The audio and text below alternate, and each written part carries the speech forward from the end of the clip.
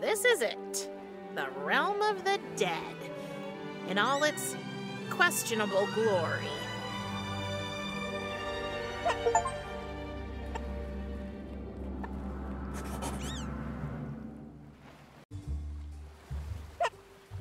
Yet another of Thanatos' fruitless attempts at wildly guessing what teenagers are into. I've never tried it, but I could swear I heard the old man giving it a shot when he thought I was sleeping.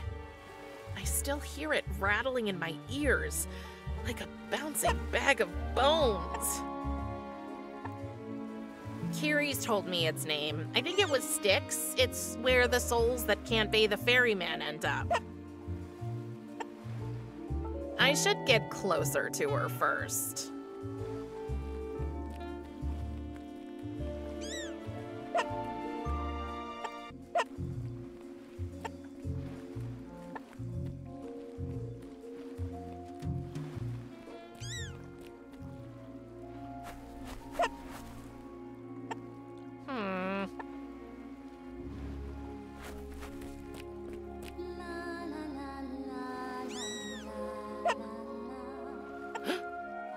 Somebody down there singing?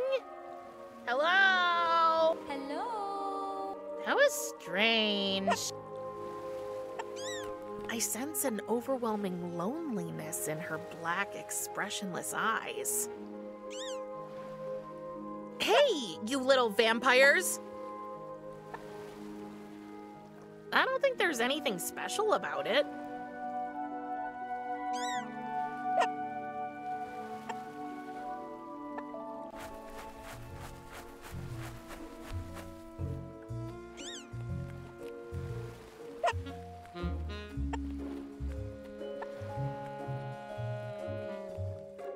You should have asked my permission before giving her that abomination. Come on, brother. She really needed a friend. What she needs is my business, Kiris. Ugh, you sound just like father. No, thanks. How is your exploration of our realm going so far, daughter? Please, don't call me that. It sounds so weird. All right. Prim, how are you getting on? I feel like I've only seen a small part so far, but it's been okay, I guess. Well, then let us hope you find the rest equally okay. Did he just try to make a joke? Can you tell me something about your job? Just ask, child. How do you find the time to reap the souls of everyone who dies? I do not. Huh? I accompany only very few of them in person. For instance, those who are particularly important, or particularly afraid. Oh, okay.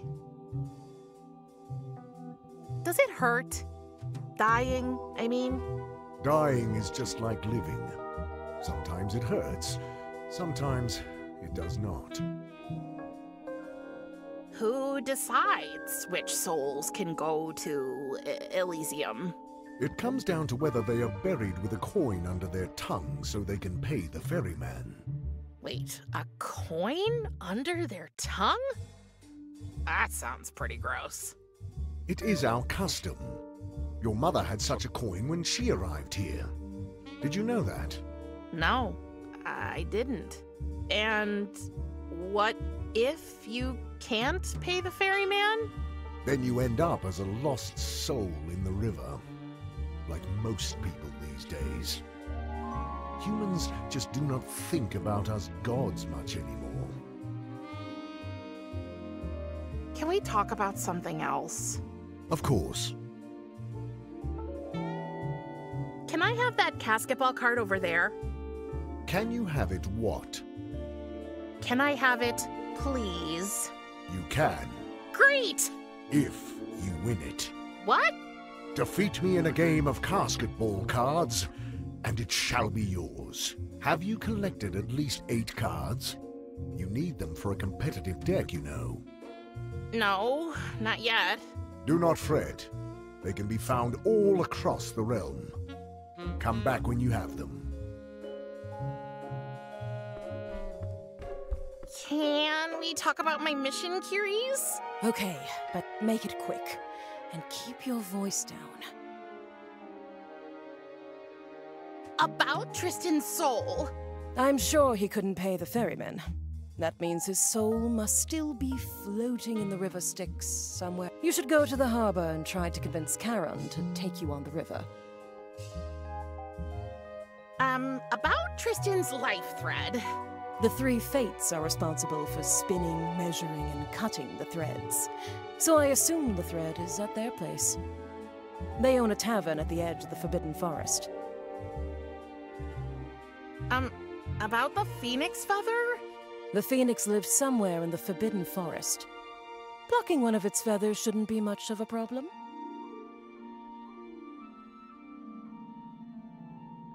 I think I'm ready. Good luck, Casket Nail.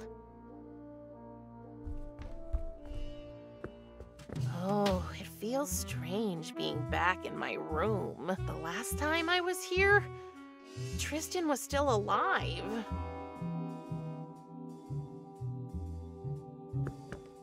I will say this only once, so I will be very clear. Do not question my authority in front of the child ever again. I didn't mean to question anyone's authority. It's just that, well, this whole parenting thing is new to you. I thought you might want someone by your side who can offer a fresh perspective on things. And what exactly qualifies you for this? I was our father's daughter.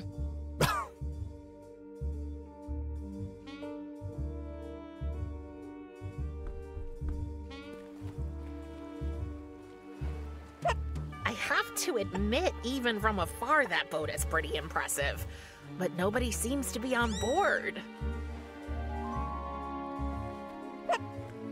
Ooh, let's see what Thanatos is reading here.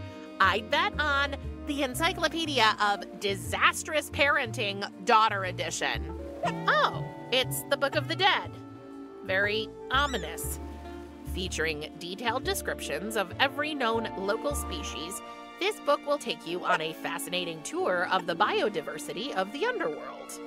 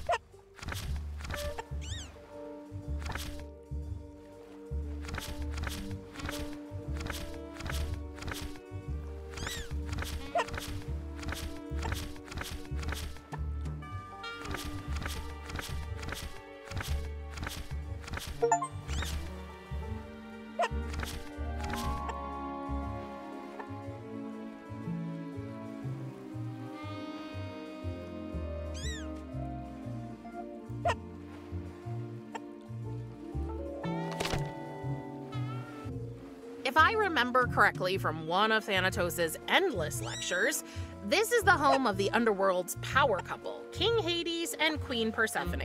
Oh no, I guess I was actually listening to him. Wait, is it shaped like a skull? And what are those lights floating into its mouth?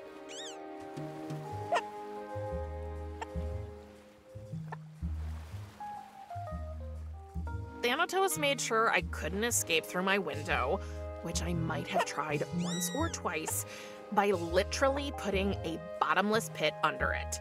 He calls it the Abyss of Reason. So this is what my prison looks like from the outside. And this floating nutshell is supposed to be seaworthy? I don't know. It's almost as big as the pile I used to have in my room at home.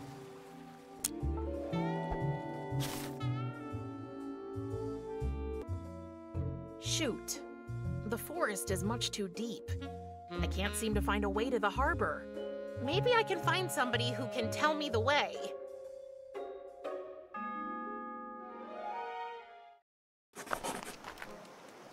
Oh, the Forbidden Forest. Carrie said the phoenix lives here, and I need one of its feathers.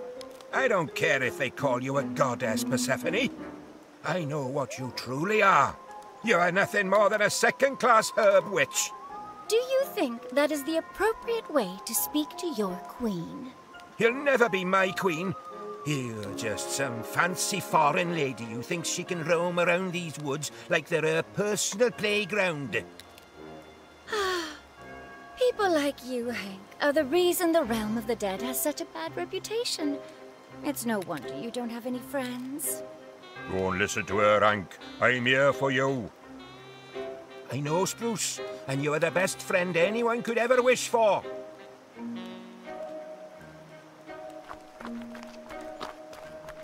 Hey, I hope you don't mind me asking, but what are you two fighting about? Isn't it as clear as night? That woman's hell-bent on ruining our precious woods. She's like the poster child for everything that's messed up in our realm. I'm not here to ruin anything. Quite the opposite, actually. I'm all about making this place bloom, thrive, and come alive. But we don't want life. These branches don't need leaves. Never have, never will. I prefer my roots all tangled up and my soil as dry as a bone. Spruce, you tell her. I'm rooting for you, Hank. Not again. He pretends he knows what the tree wants. I do know. I'm Hank, by the way, and I'm the guardian of these woods. Don't pay him any mind, Prim. Wait, how do you know my name? You see, Daughter of Death, it's your fragrance that sets you apart. I detect the subtle notes of dandelion spores and a faint hint of tulip. People from around here don't smell like that. And your father told me about you. So, welcome to the realm of the dead. Who are you? Oh, I totally forgot to introduce myself. Sorry. This place has a way of making me forget my manners. I'm Persephone, the goddess of spring. And, well, recently, I've also taken on the role of Queen of the Underworld. That's cool. I'm only the goddess of losing socks in the laundry. Well, look at that. I finally get to meet someone with a sense of humor down here. What an interesting dog. Can I pet him? Yes. Absolutely not. Of course she can. Oh, who's a good boy? Oh, you will your other heads get jealous now?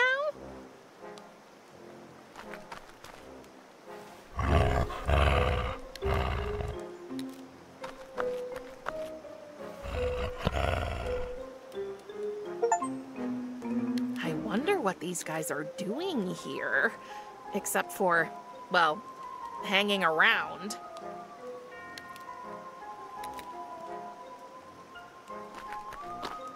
Okay, time to assess Spruce's oral hygiene.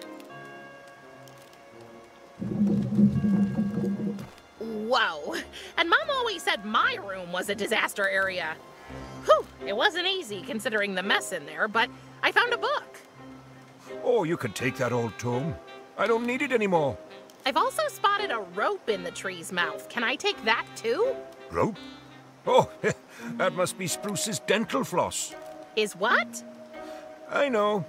Dental care is overrated, isn't it? So, can I take the rope or not? Well, since it belongs to Spruce, you cannot take it unless he allows it. That's Spruce, Hank's imaginary tree friend. You're imaginary. No, I'm not. Yes, you are. No, I'm... Yes, you are. No, I'm not! 1,000 times yes. This is beneath me. Mom always said, the wise know when to quit. No, I'm not. Yes, you are. Ah! So that's how Hank makes his tree friend talk. He's a ventriloquist. Let's see if that works. You know what, Hank? I must confess, I don't need that rope anymore. The unusually sympathetic young woman can have it. Are you sure, Spruce? Well, if you say so. Go ahead and take it, girl.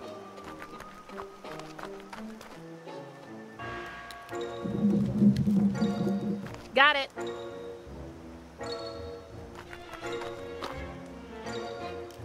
There's no way I can cross it. The current is much too strong. Any idea how I can cross that river? Any attempt to cross would be pointless. Believe me, I've seen many try, and... But there must be a way. Well, maybe the river can be dammed. But it would only work at a spot where the current isn't as strong. Like at the harbor, for example. The harbor? Do you know how to get there? Of course I do. There was a time when I was more, mobile. And there's a secret shortcut through the forest that leads to the harbor. So, will you tell me about it? Of course not. It's a secret shortcut. You know, I got a spider thing that can show me people's secrets. If I want to, I'm going to find out anyway. Are you threatening me? I don't know. Am I? All right, lass. Calm down. No need to get obnoxious. I'll tell you the way. Thank you, Hank. Now I should be able to find the harbor. That must be the path leading to the Phoenix, but how do I cross the creek?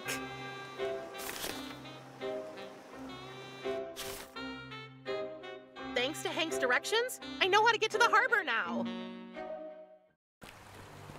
So that's the harbor.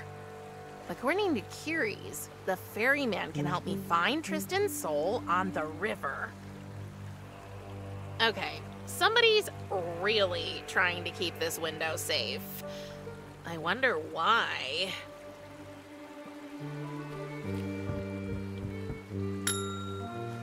Place your number on the counter.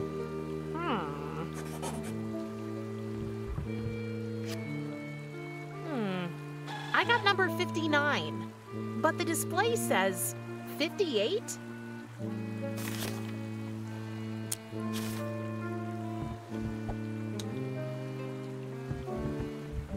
That number is not being served right now. You may refer to the display over there. Please wait in line. Line? What line? There's nobody here.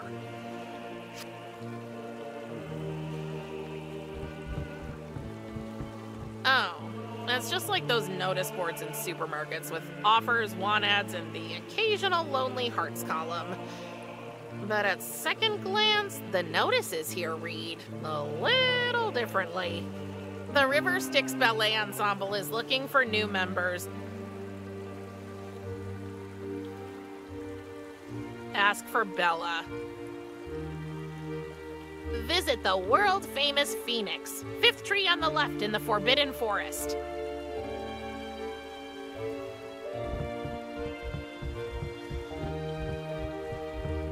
For sale at Hades Haberdashery. Every variety of caps, capes, hats, and drapes. Finest quality wool and linen, offering rich new shades of black. Are you weary to the bone? You don't have to be. Get active. Join the Shrunken Heads Fitness Studio today. All workouts can be performed without limbs. Game request. For anyone looking to fill an idle moment, I would like to extend a humble invitation to join a game of gnomes at the Community Gnomes board. Online gnoming is also available. Beware. Wild zombiever on the loose. Last seen at the harbor. Visit the Misty Moira. Our brand new Timeline Terrace will be opening soon. Myth or truth? Is there a giant monster in the river? The River Styx Ballet Ensemble is it's fun, it's elegant. Ask for Bella.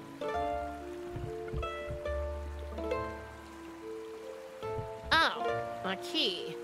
I wonder who lost it. I'll take it with me. Maybe I'll find its owner, or even better, whatever it unlocks.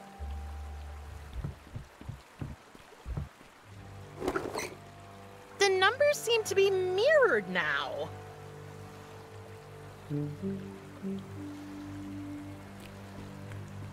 Looks like somebody threw a party here. Judging from the smell, a pretty garlicky party.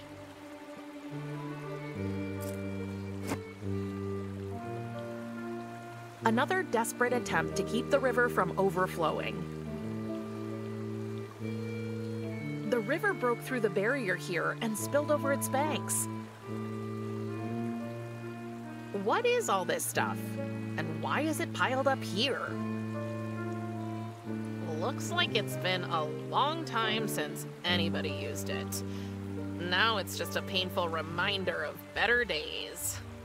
Painful and dusty.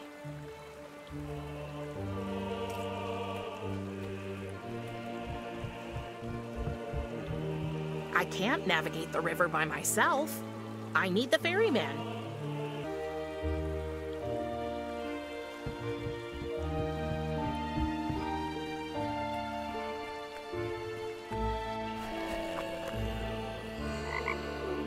A lot of unfinished business. Looks like something is supposed to be built here. It's a box from IKEA. There's an address. To Lumberjaw's Woodchew, 14 Gnawed Logs Lane, Tartarus 66666. Let's see what's inside. There's a note inside. Dear Finder, please assemble the device I ordered and then lend me a hand. Kind regards, L.W. Hey, there's also some kind of assembly manual. I'll take it with me. The river has overflowed its banks and is now encroaching on the forest. Oh, the beaver started building a dam. Hold on. Is it made out of bones? If you think you're getting a kiss, you're croaking up the wrong tree. No sand. They seem to be interested in those bags.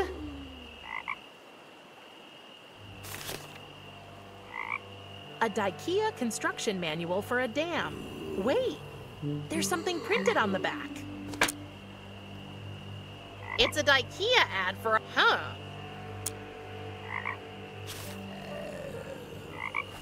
What if I try to build this?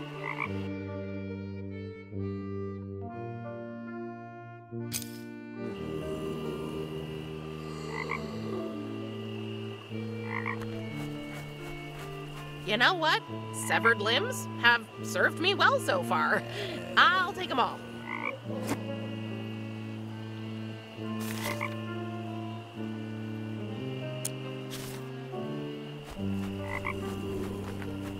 What if I try to build this?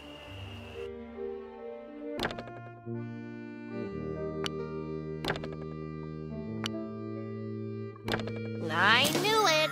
That's why the part seemed wrong. Because they were meant to make a catapult, not a dam. For my very first catapult, it's not too bad, I guess.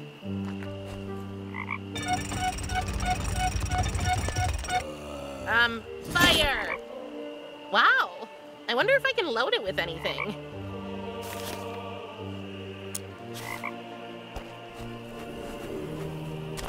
It's armed now.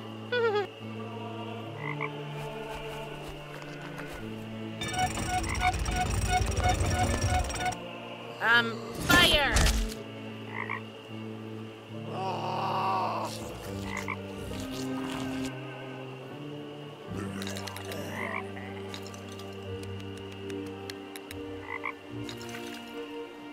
Yay!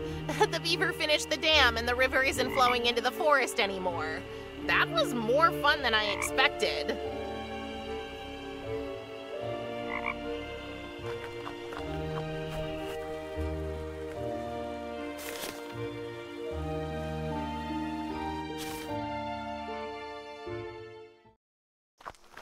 Hank, don't be so stubborn. Why don't you come down so we can talk it out? You'd like that, wouldn't you? The moment I budge from here, you're going to snap your fingers and old Spruce will start sprouting like crazy. I'm not going anywhere. No way. Hey, the water is really gone. Thank you, little beaver.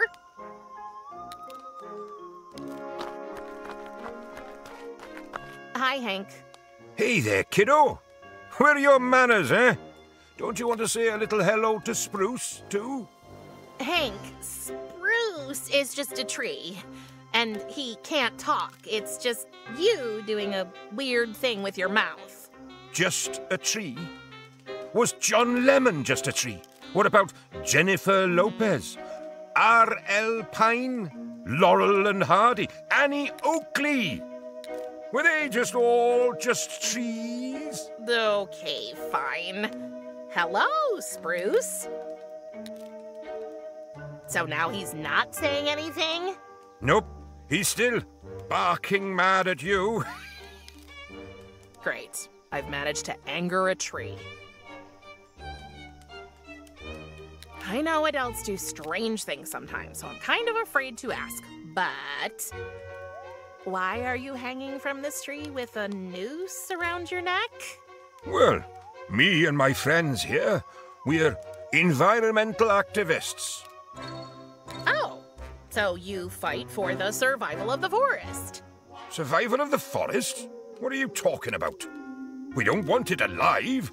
We're fighting to keep these woods just as dead, withered, and decayed as they've always been. Oh, okay.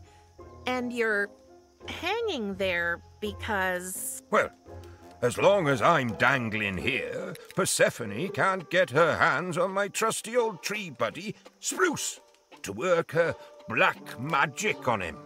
Black magic? Hank, I just want to help the forest flourish. That's what it's supposed to do. Not on this side of the curtain, little lady. How long have you been hanging there, hanging there, Hank? Not long enough, it seems, since this self-proclaimed goddess is still threatening us. Oh, must be lonely. Not at all. Hank's got me to keep him company. Oh, Spruce, with a buddy like you, nothing in this world is going to bring me down. What is it that Cerberus does to Spruce? You tell her, Hank. I just don't have the buds. You know, Prim, this forest is packed with trees. There must be thousands. But that three-headed beast always marks poor Spruce. He marks him? You mean... That jet, it's merciless. It's more powerful than a fire hose. Ugh. The humiliation, the indignity, for no reason. I know Spruce is only a tree, but now I kind of feel sorry for him. I have no idea how, but I'm sure Persephone is behind this. She must have done something to Spruce, and I'm going to prove it. Thank Hades, Cerberus doesn't seem to feel the call of nature today. Bye, Hank. Hang loose. Oh, never heard that one before. I should write that one down, should I? For the realm of the dead, these flowers look unusually... Alive?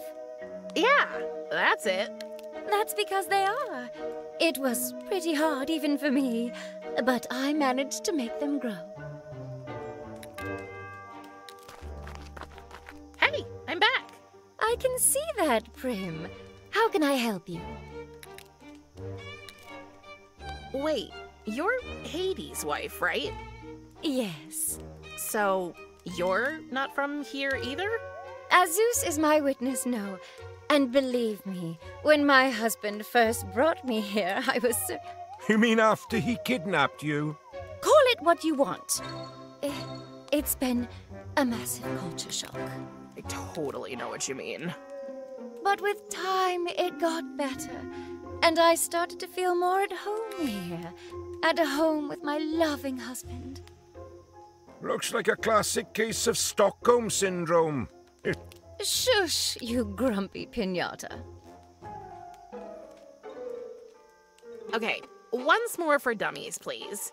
You and Hank are having this argument because... It's a long story. When I first arrived here, my husband thought I should try to make myself at home. So I wandered around until I was drawn to this forest. And I thought, what a waste of potential. Just picture this place in full bloom. How amazing would that be? Why keep life and death separate? Why not let them mix and mingle? So I decided to get started, and I discovered that funky-looking tree over there is the key. Its roots spread all over this forest. And then this sack of bones showed up. My buddies and me, we are activists. And we'll stay rooted in place until this woman leaves us alone. I can't start transforming the woods until Hank unties himself from that tree. Sounds like a dilemma if you ask me. What are your thoughts on the matter, Prim? What do you envision for the place? Surely a little more green here and there wouldn't hurt anybody. That's what I've been saying all along. And after this little makeover, why not go all out with a floral explosion, a seed supernova, so everything's covered in glorious green? You see, give her an inch and she'll take a mile. I like those flowers at your feet. Why, thanks. These were dead daisies. I just gave them a little boost when I got here today. They're disgusting. You gave them a boost? I am the goddess of spring, remember? I can't create flowers from nothing, but give me a dead one and I can bring it back to life in no time. Pretty impressive. I never had a green thumb. Even the fake plants in my room died. Not so surprising considering your family background, don't you think? Maybe. That's a pretty cool necklace. A pomegranate? Oh, that old thing? Yes, a pomegranate. There are far more precious pieces in my collection, but somehow I find it hard to part with. For one thing, it reminds me of my early days in the realm of the dead. And secondly, it's quite useful to make Cerberus here follow me. The old boy would die for the taste of pomegranate seeds. I still love your necklace. And so does my Cerberus. He could eat pomegranate seeds all night long. interesting dog? That's Cerberus. Isn't he lovely? He's an evil abomination. Easy there, Spruce. I won't let Cerberus pull that stunt on you again. What stunt? Oh, nothing really. Anyway, I wish Cerberus would relieve himself already. I've been waiting for what feels like an eternity. No.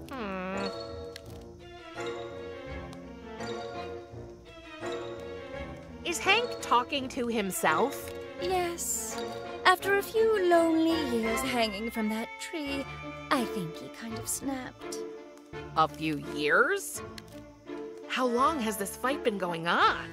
A while, I guess. Bye, Persephone.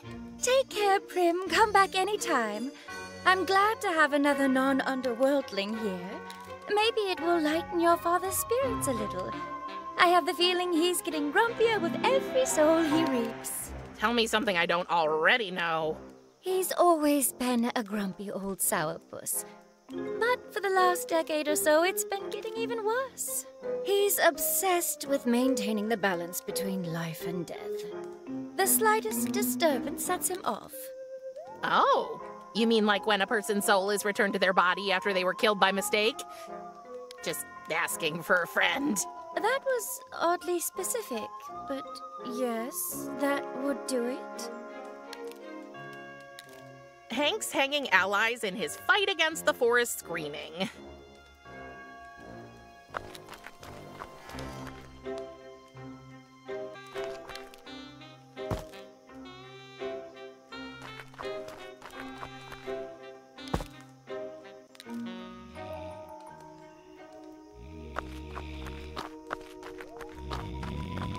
Dear visitors of the mighty Phoenix, avoid excessive noise around the Firebird, since it suffers from spontaneous self-immolation when exposed to loud sounds.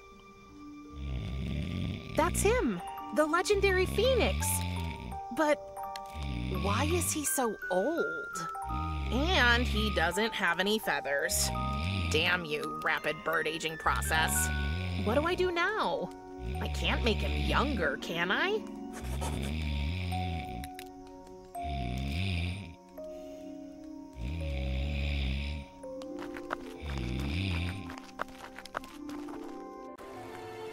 Hey, this path directly led me to the harbor. If I'd only known that a little earlier.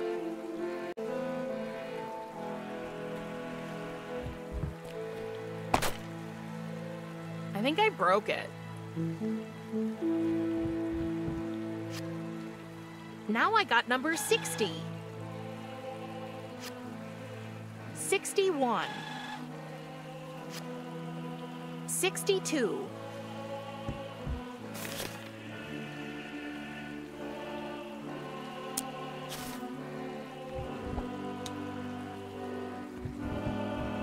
That number is not being... Wait, that is the right number.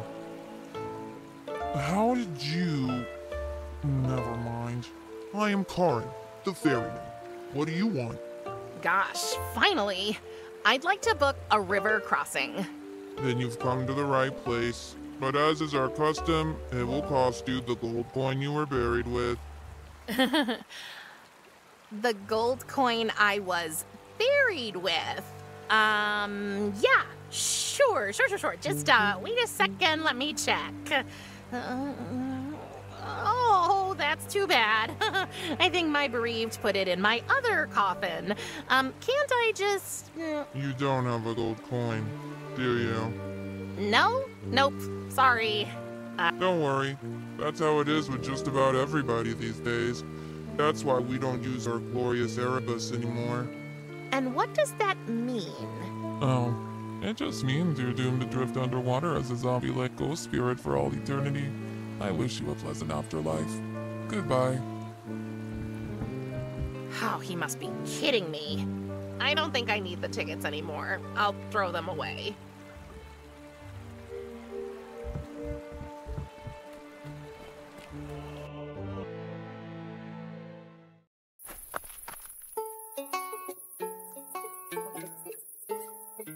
No, that's not it.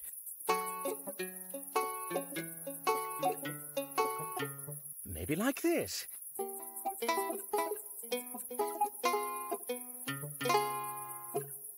No! I like your music. I said I like your music. It's beautiful. What do you know? It's worthless. Sorry. Forgive me, I didn't mean to be rude. It's okay. Rude is my middle name. The first one's Prim, by the way. Prim? So it is true. Thanatos brought his baby girl home. Hey, I'm not a baby. You were the last time we heard about you. Sorry about your mother. Thank you. But it's good to have you here now. I'm Echo. Please don't get me wrong, but why are you half chicken? Chicken? Pardon-moi, Miss Reaper. I am a siren. But aren't sirens like mermaids? A common misconception. We are bird people. Oh, interesting. If you're a siren, shouldn't you be luring sailors to their death or something? Well, I guess I'm just not cut out for the whole evil seducer thing. I mean, I can't even convince anyone to change their mind with my music. You know you have a hole in your chest, right? Of course. But where is your... My heart, the very seat of my being, the pulsing center of my essence, has been severed from my breast and tenderly bestowed upon the object of my affection. I cut it out myself, okay? And gave it to Lackey Love 3 as a token of my eternal admiration. You what? Don't you think that's a little dramatic? You can never be too dramatic where love is concerned, Prim. Emotions demand drama. They are drama. And who is this Lackey Love? 3. Her name is Lackey Love 3. Or at least that's the name of her avatar in Game of Gnomes Online. I later found out that her real name is Lachesis. And she lives in that house over there. So why are you here playing these sad songs? Go inside and see Lachesis. If only it were that easy. It is. Just a few steps and you're... You don't understand. It's her sisters. Lackey is a Moira, you know, a fate. And the 3 of them are pretty close. The first time I went to visit Lackey Love 3, I was nervous. Her sisters woke from their sleep and I just started saying all these stupid things. I have a tendency to babble and spew all kinds of nonsense when I get nervous, you know. So I thought if I gave her my heart, that might help soften theirs. But no. Well, that sounds bad. So what's the plan? There must be a way to win them over. Well, as you can see, I'm trying to go with the obvious choice. As a siren, I should be able to make people change their minds with my music. But I just don't know what to sing about. Well, I can't speak for anybody else, but if I were Lackey Sisters, I'd be impressed to see you trying to get to know the family. I'm desperate. I'll try anything. So, what do you know about them? I think they all have a favorite place. I mean, who doesn't have a favorite place, right? Sure, why not? What are their favorite places? I have no idea. Oh. And they own a tavern, right? So they probably have favorite drinks. It might also be useful to know about their allergies. I mean, the way to the heart is through the stomach, right? If you don't cut it out, that is. That's not helping, Ms. Reaper. And they have pets. But I don't know whose pet is whose. Places, drinks, allergies, and pets. You know what? I'll see what I can find out for you, and then you can sing about it for them. Your song will be super compelling. You do that? Oh, thank you. Let me know when you're ready to help me compose it. Mom carved our initials in a tree once. I thought it was cheesy then. Now I'd love to see that tree again. Past, present, and future come together in a cozy atmosphere Treat yourself to a drink at the Misty Moira. It's your destiny.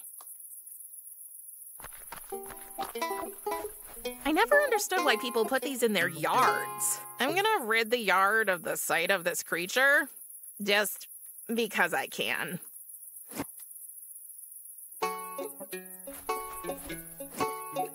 Oh, just great! It's empty, and it's full of holes. It's full of white paint. White paint.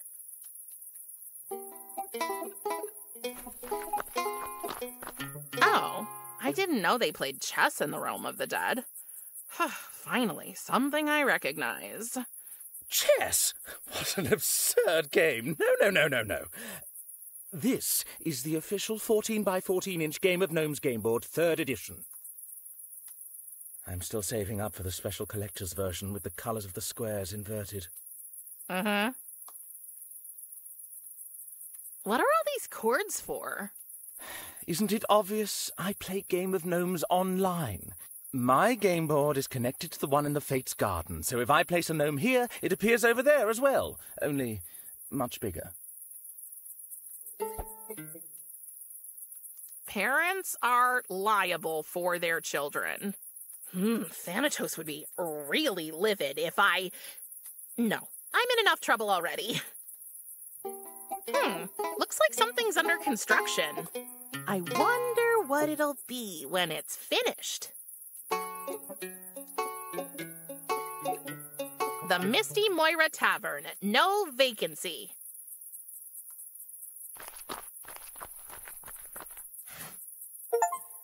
Now, what do we have here?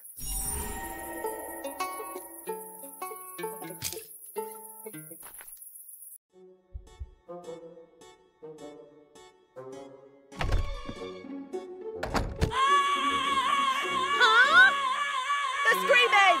It is much too loud! I can't hear you! The screaming is... I should really do something about that noise! Hey! He tried to bite me!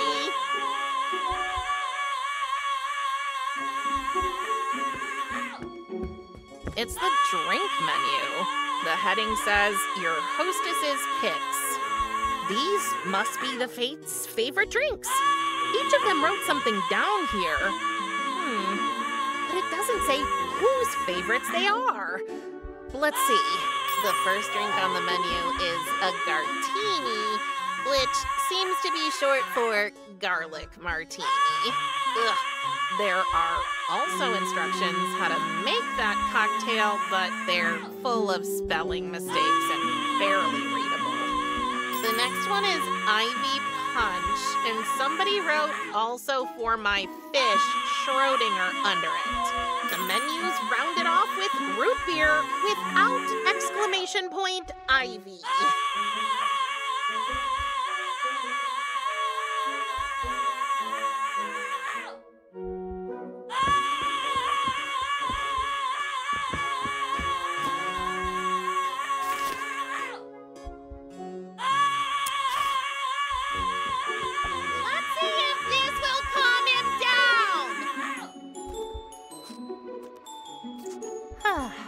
Quiet as the grave. Ah, much better. May the universe reward you for your bravery, my child. Do you mind if I take it? Feel free as a bird, darling. I never liked him much anyway.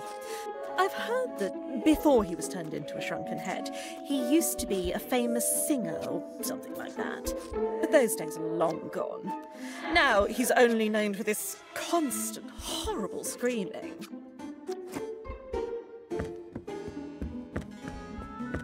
Namaste, young soul. Namas what? Yeah, exactly.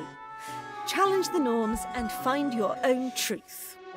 You go, girl. I'm afraid this is going to be the weird kind of conversation. Who are you?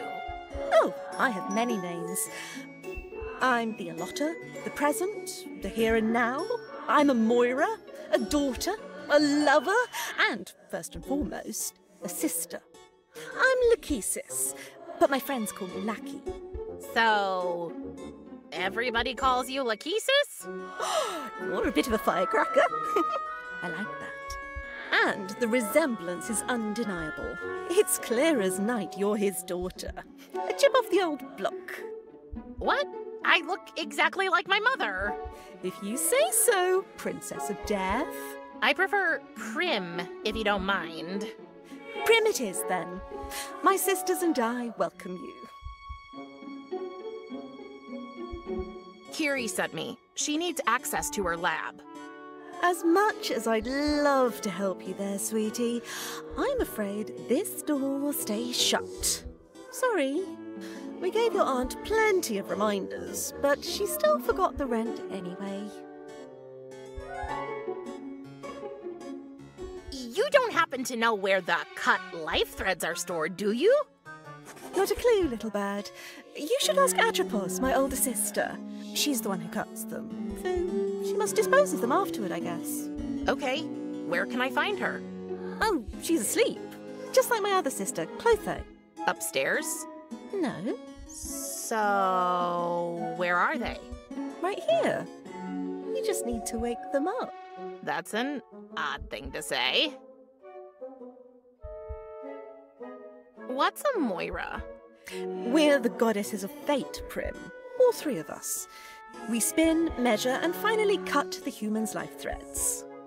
And what's your job? I'm the allotter. I take the measurements. Oh, then you must have... Oh, sweetheart. Yes, I measured out your mother's life thread too. Poor thing. I'm sorry, love. Did you decide how long it would be? No. No. We don't decide anything. Fate does. And we're just Fate's humble servants. It's executive committee, if you will. You must miss her terribly. Can we change the subject, please? Sure. What kind of place is this? You're in the Misty Moira, the underworld's only guest house. Except for that shabby old drinking hole in Asphodel Meadows. Rumour has it that Minotaur droppings were found in their kitchen. Unfortunately, I regret to inform you that not only is our only room taken, it has also been declared a prohibited area.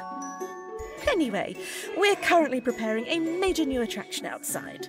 Trust me, if all goes as planned, the 5-skull ratings are going to be flooding in.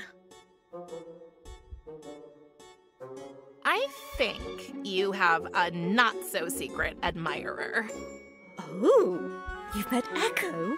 Isn't he cute? Wait, is that his? His heart. He gifted it to me as a token of his affection. I still don't see how self-mutilation is romantic. You will someday, sunshine. Ah, the roller coaster ride that is forbidden love. Oh yeah, your sisters don't like him, do they? No, dear. They don't approve of our relationship. And since us girls are so close, it makes things rather difficult. That must be hard. Oh, you have no idea.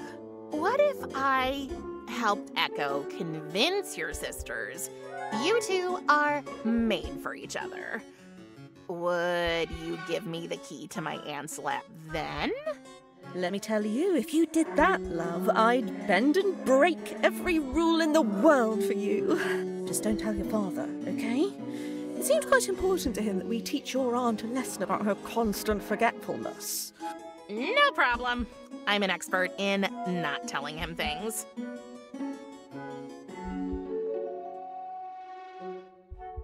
Lackey, can you tell me anything about you or your sisters?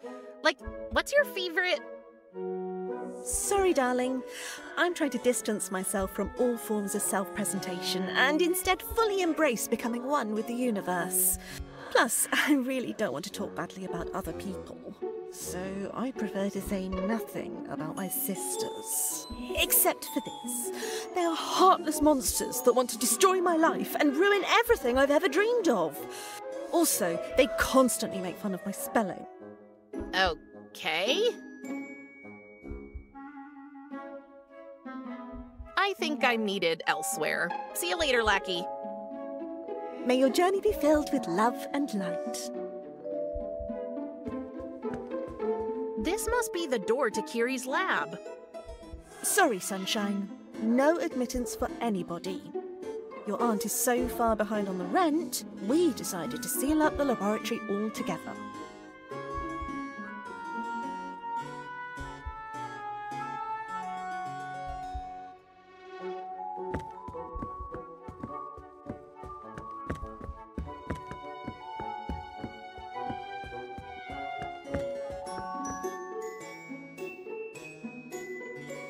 It's a poster about how to improve a room's feng shui. It's also full of spelling mistakes. But who am I to judge? Don't worry, I won't prick myself on the spindle and sleep for 100 years. It's surely only practicing its backstroke, right? I find your fishy quiet confusing. Had to vacuum cat hair all morning. Still sneezing. 3 very weird alarm clocks. One has scissors for hands. Another one resembles a spinning wheel, I guess. And the last one, is that measuring tape? I'll take them all. If I'm going to commit burglary, I'll do it right.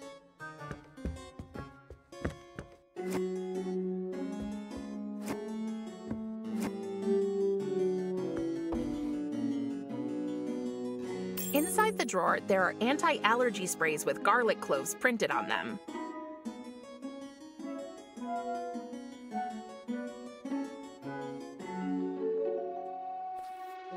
Tell your furry Malkin to keep of my side of the bet? 3 different pillows and 3 different blankets? That's odd. Many life threads were cut with these, I suppose. A framed picture of the Forbidden Forest. Hey, there's an inscription by the artist on the frame. Happy birthday, Atropos. Yours, Bella. It's just an empty picture frame that's been hung up around a big hole in the wall. When you look through the hole, you see the Fates' garden. Clotho, when will ya fix that hole in to wall? It shows the harbor.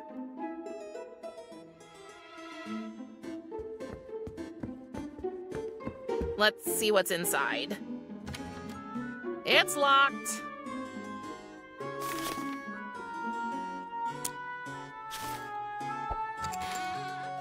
It fits. A bag of mole food.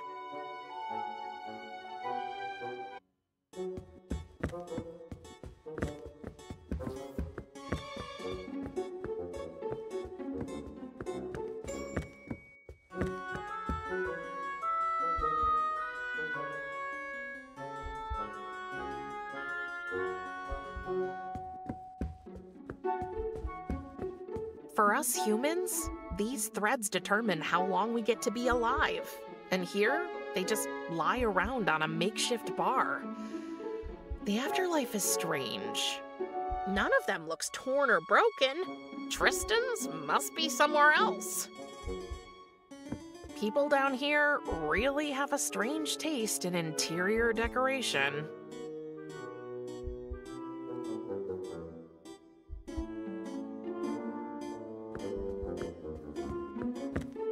Remember our deal, darling? You get me a date with Echo. I'll look the other way while you snatch that key.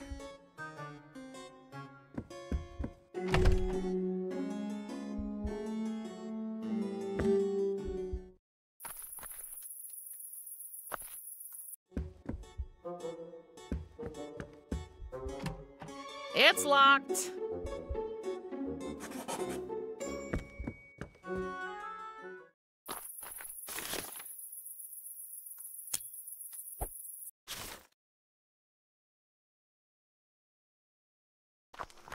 Oh, my foot itches.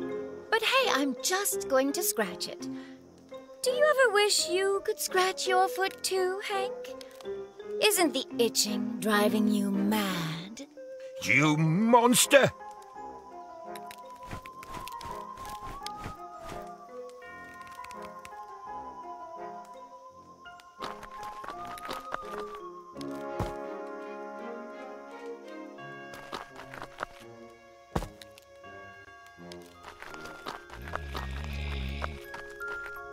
If he only were younger, then he'd still have his feathers. Let's see if I can wake him up. Hey, Phoenix! Hello? I guess I wasn't loud enough.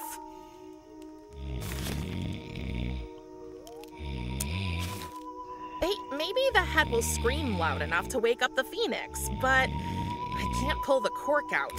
That little guy has strong jaws.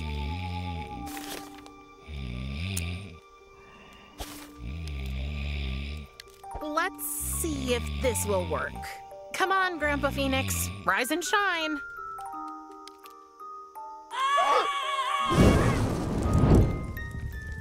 That's not what I meant. There's a new phoenix egg in the flames, but I can't get it as long as the nest is burning.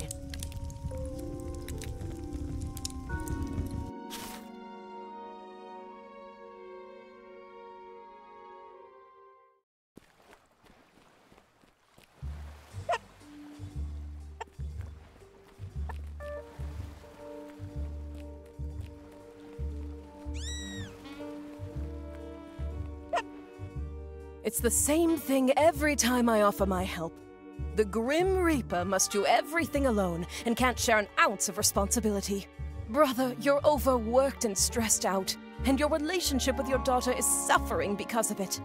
If only you'd let me take on some responsibility too. I can help. I have ideas. Enough! I will not rely on anyone else to fulfill my task, especially not you. Your damaged memory makes that impossible. The sooner you understand this, the better for both of us. If you change your mind, you know where to find me.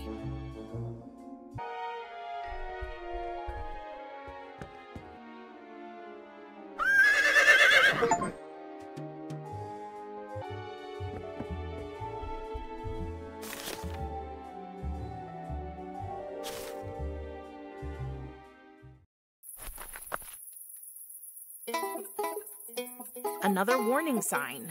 Caution, hazardous materials. Oh, it's only the tavern's menu. Warning, construction site is haunted, but only Monday till Thursday during working hours.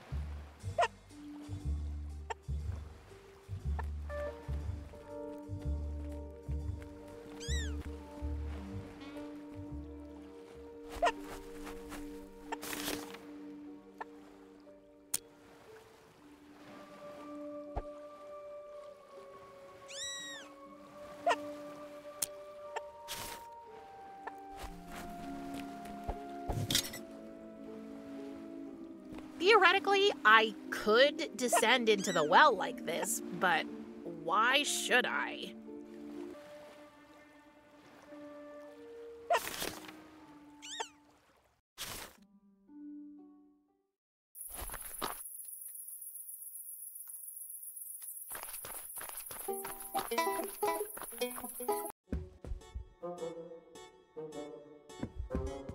Well, it's not a Prim flap.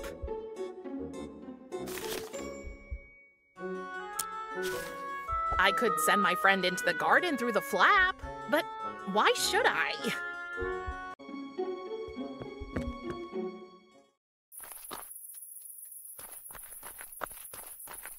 Hi, Echo. Hi, Prim.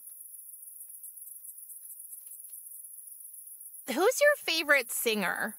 Oh, that's an easy question. It's the one and only Joe Stygian, the man with the most beautiful and loudest voice. Cool. I think I've already read his name somewhere. Maybe you can get some inspiration from him? Musical inspiration, definitely. But regarding his private life, in his late 20s, he owed Clotho, one of Lackey's sisters, a whole lot of money. He went to bargain with her, but was never seen again. Okay, that's creepy. 27 Club. Happens to the best of us. About our song. Yes? Let's try singing our song for the Fates. You have some hearts to win. Have you been able to find out anything about their pets yet? I think so? What about their favorite places? Yep. Their favorite drinks? Yes, I came across a clue. And their allergies? Yes. That's great. You're a real investigator, Prim. Nothing ventured, nothing gained, I guess. Atropos! And if you feel like you could drown,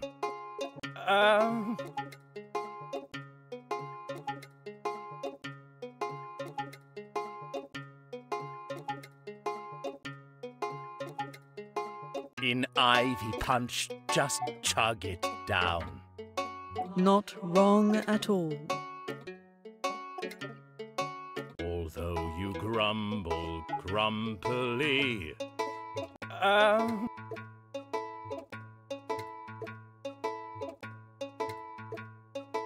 your fish enjoys your company. Indeed.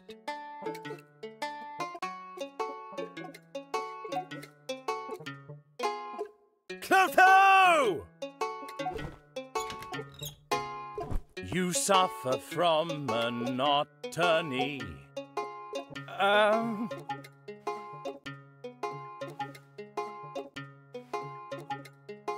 Your garden is your place to be. Remarkably, that's correct. What makes a fate turn party dancer?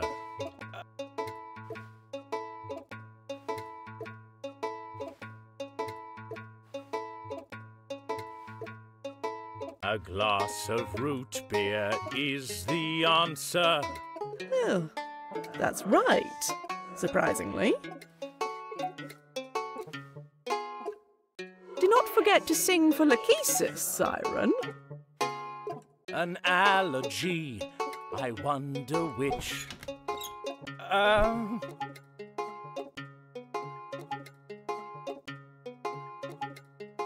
I think that cat hair makes you itch.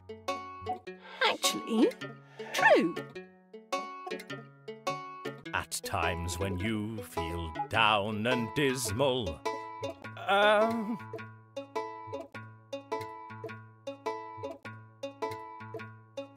A nice Gartini wets your whistle. Not bad.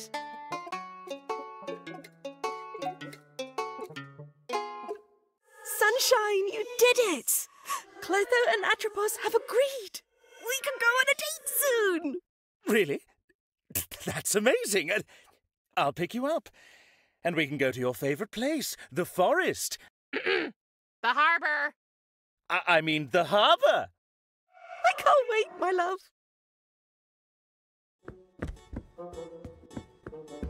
Thank you so much for helping Echo, dear. Was it that obvious? Not to my sisters, apparently. Do you still need to get into your aunt's lab?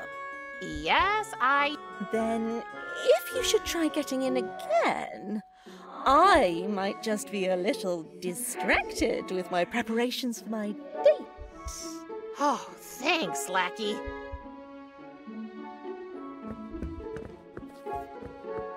Lackey, can I have the key to my aunt's lab now?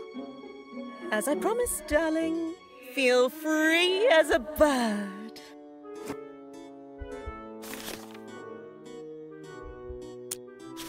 This must be the door to Kiri's lab.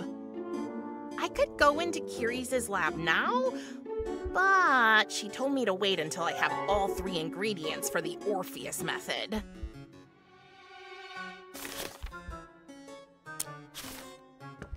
I could send my friend into the garden through the flap, but why should I?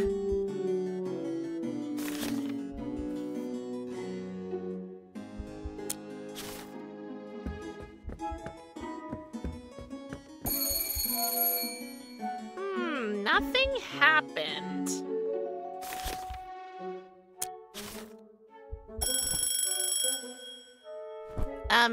Lachesis? Lachesis was nowhere to be seen. But you are. Confused by the reply, Death's daughter stood motionless, facing Atropos, the inescapable cutter of threads. And all she was able to say was...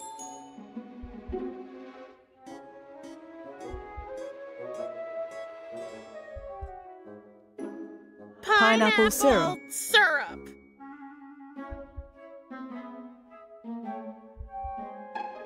I don't understand. This is creepy. Stop that. Okay, once again, for dummies. You're not lackey. It was then that Prim realized that the person in front of her was indeed not Lachesis, but her sister Atropos, the goddess of the future. I am officially confused. Could I, by any chance, get inside Kiri's lab? Atropos had to decline Prim's request, politely reminding her of her aunt's unreliability in financial affairs. And why are you talking so weird? Feeling a little hurt at being called weird, Atropos explained that, as the future goddess, she did not experience time as, for instance, mortals did. Everything that happened, no matter when, felt like a distant memory to her. Which was why she chose to speak exclusively in the past tense. Prim was even more confused. No, it's not the same if I do it. What do you do with the life threads after you cut them? Atropos would have loved to tell Prim that she respectfully stored the cut threads in a custom-made gold vessel where they would be preserved for all eternity. But the truth was... that she threw them into the garden for the cat to play with. Wait a minute. If you know the future, can you tell me how my journey will end? Atropos politely informed Prim that, in all timelines in which she did tell her that, the world ended in flames. Oh. You're the one who kills people, right? Ignoring the judgmental implication of Prim's question, Atropos calmly pointed out that all she did was cut threads.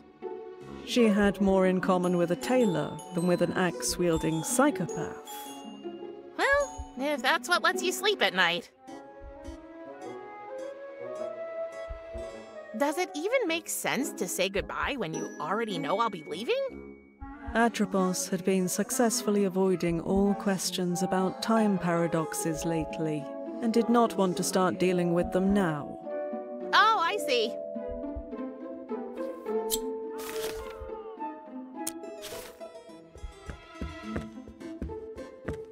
need your help, Little Eye. You have to go out there and find Tristan's life thread.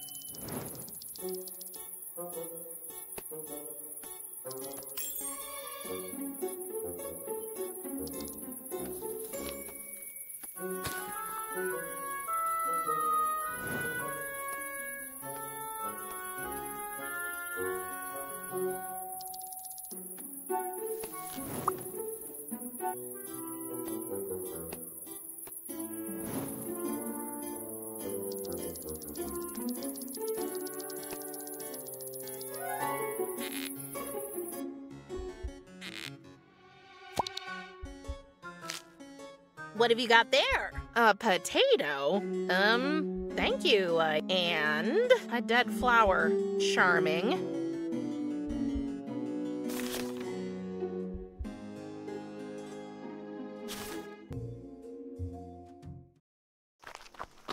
Cerberus, darling, do you want to hear a joke? What happened when Hank tried to high-five his stupid tree?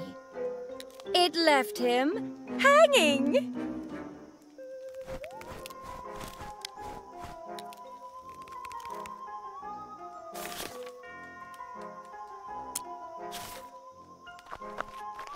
Persephone, can you revitalize this herb for me? What a question! Give me the poor fellow. Oh, he says he's been treated very badly. Yeah, the garden where I found him was pretty neglected. Oh, must be the fates. Only one of them really likes being in the garden, but I don't remember which. Anyway, let's breathe a little life into him, shall we? I don't think it's working. Why not? It seems he's been dead too long already. I'm sorry, but I can't work wonders. I guess you'll have to stay dead, flowery friend. Huh? What happened? I think I saved the flower. He's alive. Amazing. How did you do that? I have no idea. You're full of surprises, little Miss Reaper. It's the herb from the Fates Garden. It's alive again now, but I have no idea what it does.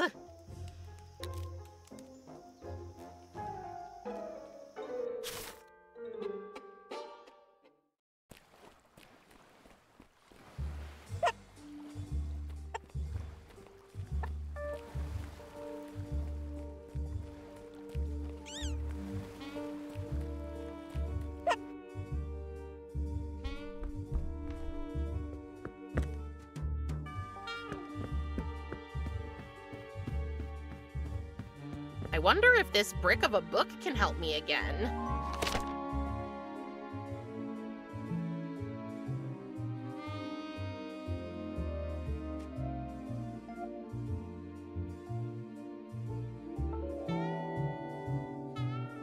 Hermes Hydration. Infused with the spirit of the swift-footed messenger god, this herb is a celestial elixir for the bladder, delivering divine relief.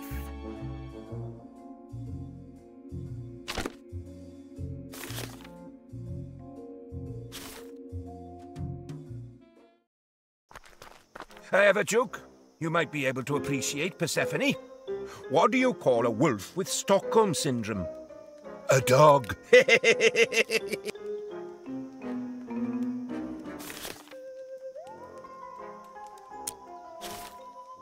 I'm sure this would make him relieve himself.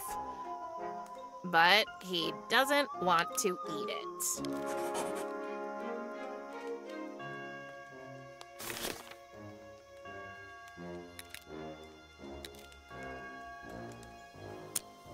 This will make it even tastier.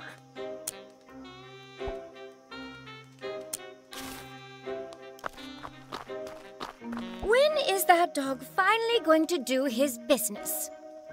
What if I could help him? Oh, I would love that. Please don't. We know what that beast is up to, Spruce. Run!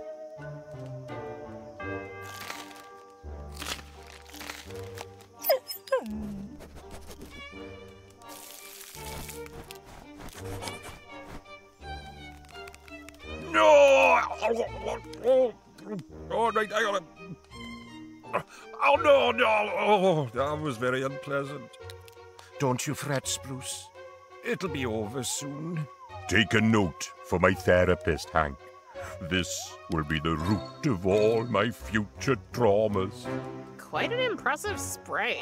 Nature's very own fire hose. I know this is all you're doing, Persephone, and I will prove it. Best of luck, Hank.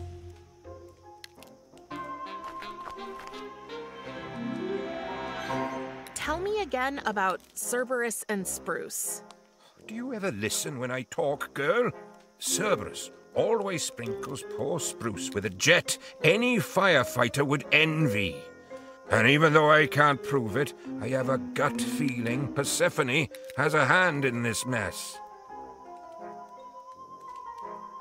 Bye, Hank. Hang loose. Oh, never heard that one before. I should write that one down, should I?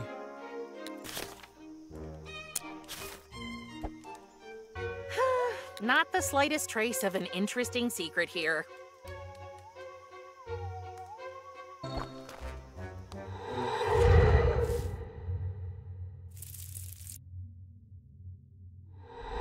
Hank was right. Persephone was messing with the tree by, letting a cat pee on it? The poor dog just wants to mark his territory again.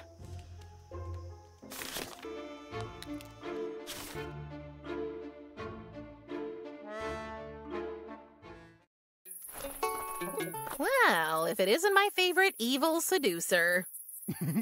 Prim, you made it. Clotho and Atropos finally agreed. Lucky Love 3 and I can go on our date.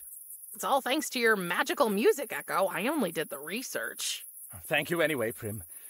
Merci beaucoup. What can I do for you? Hey, a chessboard. A chessboard? Mon Dieu, this is the official Game of Gnomes battleground, the deluxe version, including state-of-the-art PvP online gnoming technology. What's a game of gnomes? It's the leisure-time activity down here. Forget about that cheap casketball claptrap. GOG is much more complex, lore-intensive, and demanding. Is it also fun? If that's important to you, I guess so. How does the game work? Oh, it would take forever to explain all the advanced rules to you. Fortunately, Game of Gnomes is hard to master, but easy to learn. The basic premise is that one player is the hunter and the other is the hunted. The hunted needs to get to the goal field to win, taking one step in any direction each turn. The hunter can take 2 steps per turn, but only vertically or horizontally. It's the hunter's goal to catch the hunted before they reach the goal field. But what about the gnomes? Good question. That's where it gets interesting. Without gnomes, it's practically impossible for the hunted to win. Even with one gnome, it's tough. So, you can place up to 2 gnomes on the board to block the hunter's path. The hunted must also move 1 gnome each turn. Got it? I think so? You met Lachesis playing this game? Yes. My dear Lucky Love 3 is also a devoted player of GOG. She's got a bigger game board in her garden over there. We play via online gnoming every night. And there's even a chat function. You mean you shout back and forth over that fence the whole time? Yes. How romantic. What is online gnoming? Thanks to your Aunt Kiri's, who developed the technology, my tiny GOG board is connected to Lackey's bigger one through these wires. So, even though we're not in the same place, we can play together. But she's just over that fence there. Right! Amazing, isn't it? Totally. And how does playing together work? Let's say I place a gnome on my board. A bigger version of the exact same gnome appears in Lackey's garden. Okay, that is cool. Actually, that's enough gnome talk for now. Bye, Echo. Au revoir, young Miss Reaper.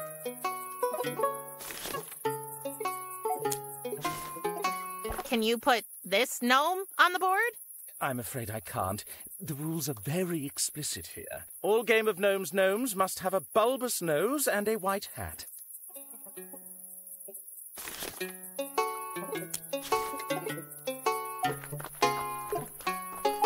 I'm going to give him a white hat.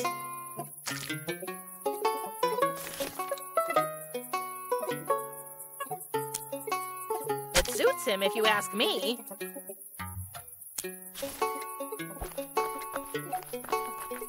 Let me see.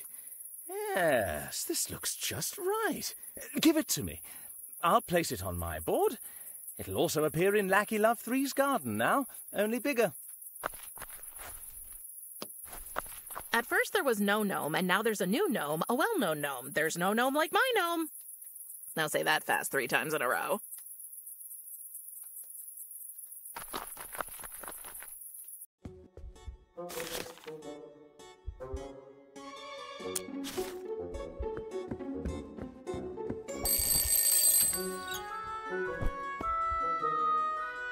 Let me guess. Atropos was here before, wasn't she? She never blinks. Have you noticed that? It's like she actively wants to coat our eyeballs in dust. Wait, who am I talking to? If this archaic uttering is what you call talking, then you're talking to Clotho, the illustrious spinner of fate. I'm confused. And I'm so weary of always being the smartest person in the room. Nice cat. His name is Lucifer. Can I pet him? By all means. Caveat ailurophile.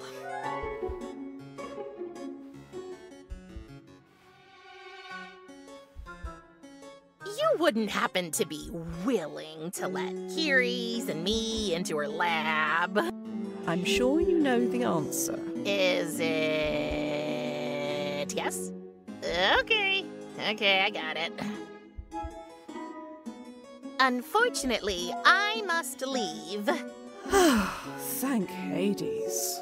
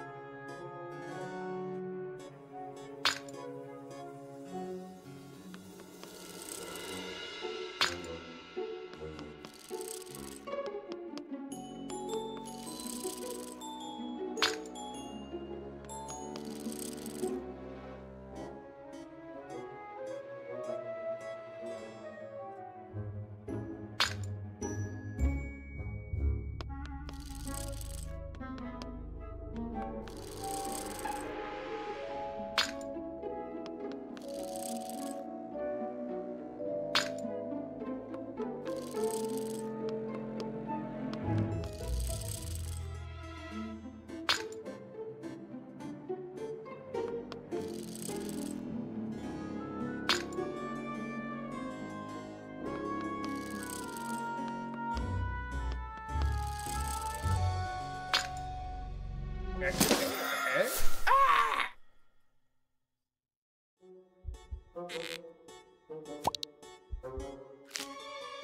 made it! You're the best! Just like Kiri said, there's one thread that sticks out. Tristan's life thread. I'm going to pluck it out. Here it is! Tristan, your life wasn't supposed to end like this. This is all my fault. But I can make it right. What do I do with the ball of wool now? Here, my little spider eye. You can keep it.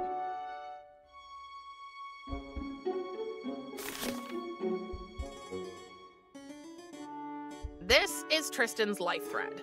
One of the 3 things Kiri's and I need to bring him back to life. It's obvious that it was torn apart, not cut. And I'm responsible for that.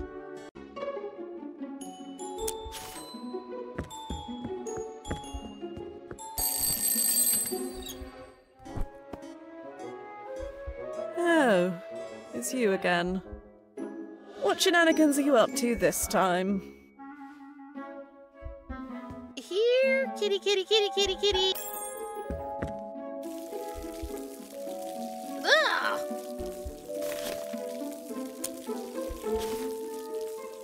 I hope I know what I'm doing here. Oh, dirty shit.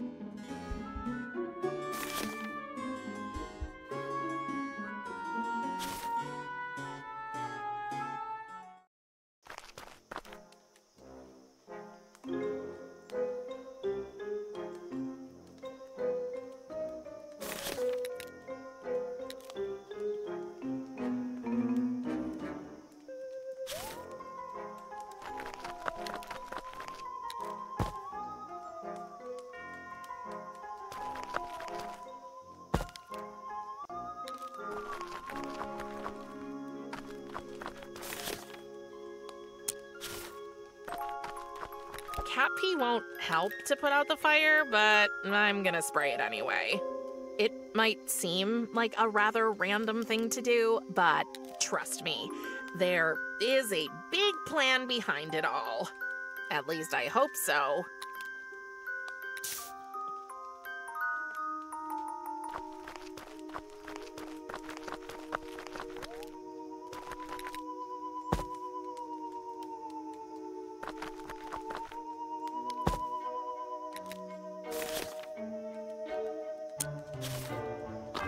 Oh no, not again.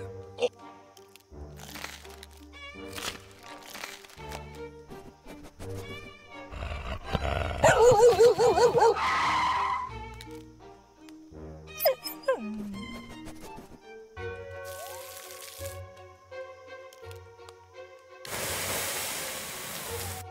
See? It all made sense in the end. That was the last bit of mole food I had. Too bad, I thought I might try it too. I'll throw the package away.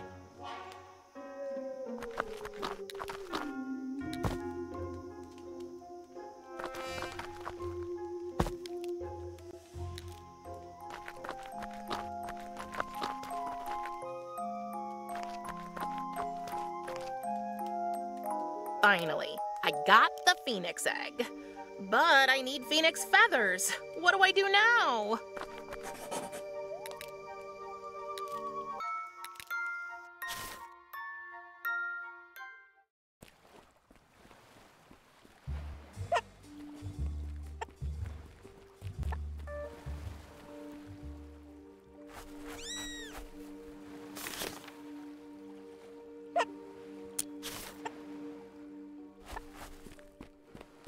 I wonder if she'll...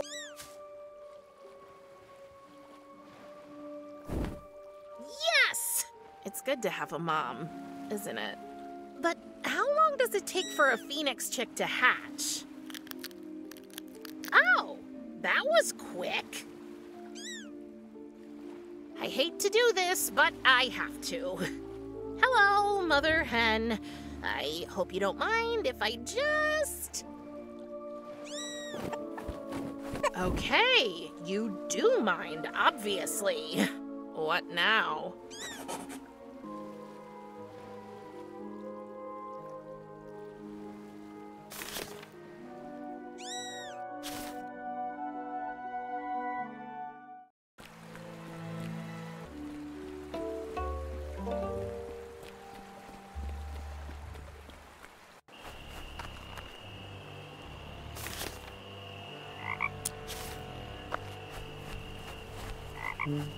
Let's see what's in them.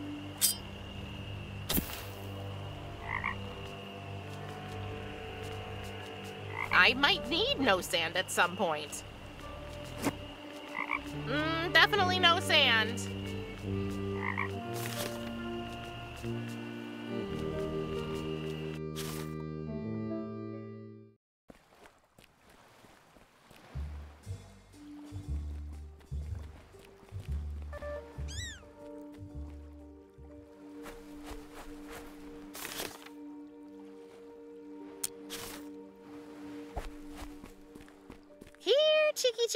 Chicky.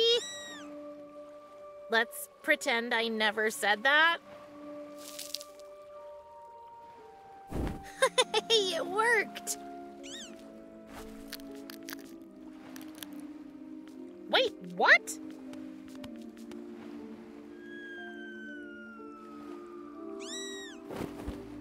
And it's gone again, just my luck. Hey, deja vu! Okay, Prim, no time to chicken out. No offense, feathery friend. Baby Phoenix, I'm coming to save you.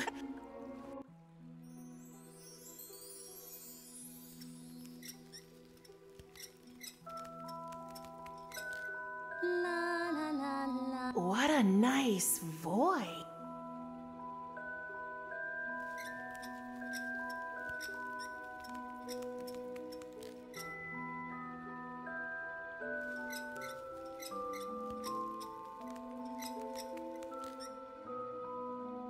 It's too far away for me to reach it.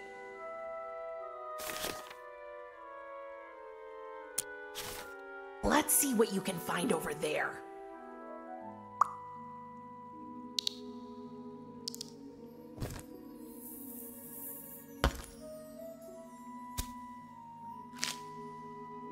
Oh, look at you. You're crawling with lice. I'm gonna shampoo you real good as soon as we get home. No arguments.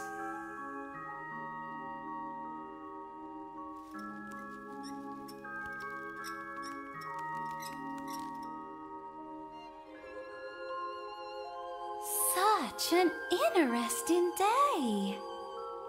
Wait, what? First, that tiny white thing falls down, and now, how peculiar, a bucket with a face. Hey, I'm not a bucket. I'm kidding, silly. It's just that I'm not used to having visitors. I thought I heard you singing on my way down. Oh, that croaking? No, it was beautiful. Why, thank you. It means a lot coming from... A bucket with a face. Oh, how impolite of me. I'm Meddy. I'm Prim. What a beautiful name. Oh, thank you. I think I recognize your voice. Was that you up there talking to yourself for 2 minutes straight? No. Who would do that? I'm sure that was you. You live down here? No, I don't. I mean, who'd choose to live in such a stink hole? I got kind of grounded. Oh, I can relate. I was just grounded too.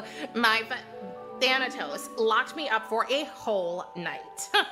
How long have you been trapped here? 30 years? Maybe 35? Who's counting, right? Yeah, who's counting? Wait. How old are you? Older than I look, that's for sure. Time works in strange ways down here, so I don't seem to age. What could you possibly have done to deserve something like this? I used to be a proud priestess of Athena. Is that the woman in the painting over there? Woman? She's a goddess. Isn't she beautiful? But I fell out of favor and she punished me. Since then, I've tried everything I can think of to make her forgive me. I even saw her punishment as a gift.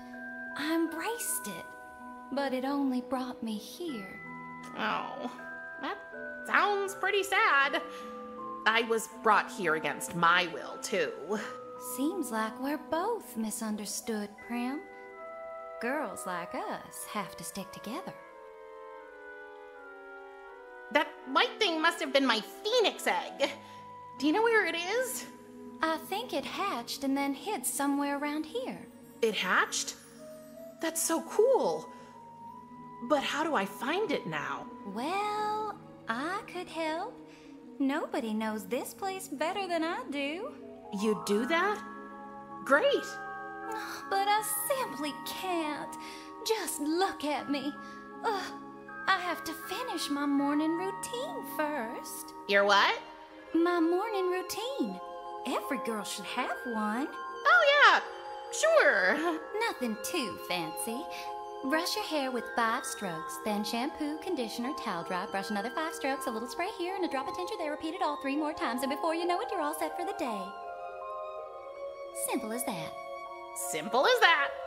Your hair looks gorgeous, by the way. I can see it in the mirror. Really? I mean, thank you. How do you make it swirl like that? I literally woke up like this. Oh, enviable. So why don't you just finish your morning routine? I can't. My favorite brush is gone. It's the only thing that can tame my unmanageable curls. My dear sister took it from me. Well, then I'll just find your sister and ask her to give it back. Oh, you do that for me? Sure. I've done weirder things for strangers today. But no, it's too dangerous. Dangerous? Why? Well, the thing is, my sister might be the river monster. Your sister is the river monster, yes. Jean's right. Who knows what'll get passed down? I always thought she took after her mother. She'll never give the brush to me or you or anybody else. So it's hopeless. Not entirely, no. You look like you have a trick or two up your sleeve. I do? I mean, I do. If you can find my sister, I'm sure you can get the brush somehow. But you'll need this whistle. What whistle? Look in your pocket. How did you... I've got a trick or two up my sleeve as well. I won't let you down, Meddy. Good luck, Bucket Girl. I have to go now, Meddy. Come back soon, Prim. I will. By Athena. What an interesting day.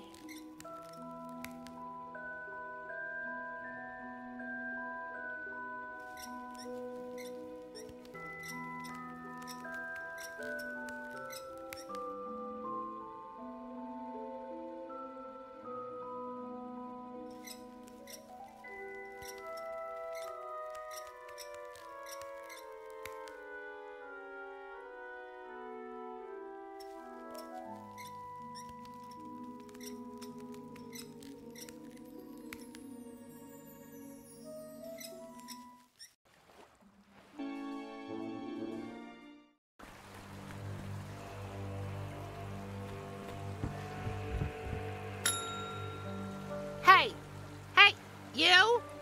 I need to talk to you. It's an emergency. Place your number on the... Oh, it's you again. Yes, it's me again. I want a bargain. Isn't there anything I can offer you in return for passage? I indeed have a weakness for a good trade now and then. What gave me away? The distinguished aura of an experienced collector? No. I think it was the massive mound of trash piled up next to your boat over there. Oh, I see. So, what would you like to trade in exchange for a river crossing?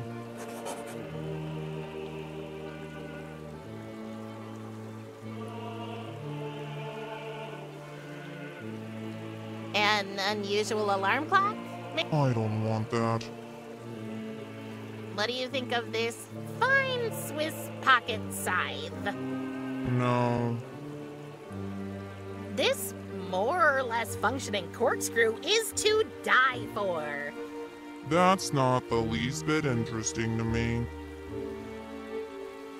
Do you want a spider eye that can show you people's secrets? What? I'm just kidding, little friend. I'd never give you away. Wouldn't it be great to have a shrunken head that never stops screaming? I'm not interested. Surely you want this book on ventriloquism. Who would want that? I don't think I have anything you'd want right now. How can I find out what he's into? Okay, somebody's really trying to keep this window safe. I wonder why. I think I'll have to look for one of Charon's secrets in connection to his surroundings.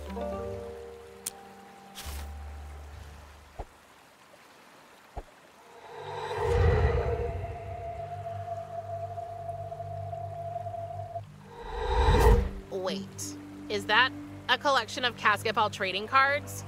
But it looks like one card is missing.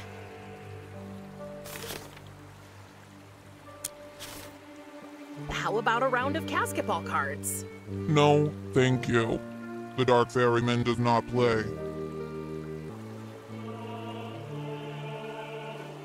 Rumor has it that you're a connoisseur of exquisite trading cards? That is absolutely ridiculous. I am the Dark Ferryman, carrier of souls. I don't have time for such childish nonsense. Oh, okay. My bad. Then I should talk to somebody else about this one very, very, very rare basketball card. What card do you mean? Oh, you wouldn't know about it anyway. It's only of interest to collectors. But you're not talking about the... About what? The ultra-rare Firefox card limited edition with holographic radiance and misprinted strength value? So you are a collector! Shh! Not so loud. It doesn't suit a Dark Ferryman to be interested in such things. Well, I think everybody has a guilty pleasure. Mine was pimple popping. Man, did I pop those pimples. But I don't get them anymore since coming here. My face is too bony. So, the Firefox card. What about it? Do you have it? Not yet, but I think I know where it is. If I get it for you, you have to take me across the river. Deal? Deal.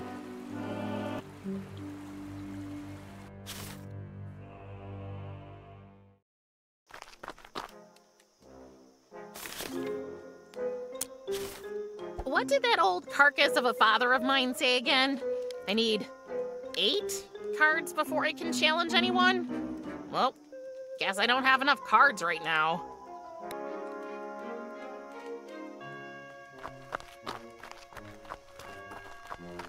Let's see what else is in there.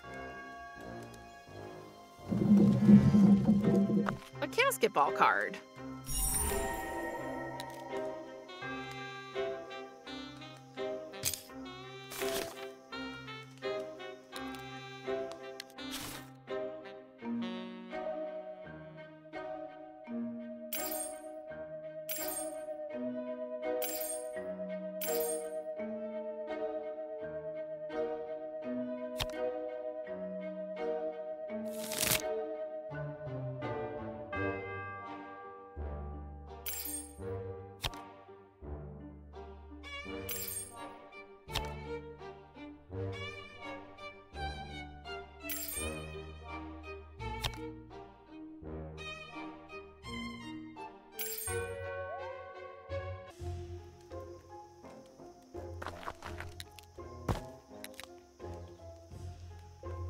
I can't reach it.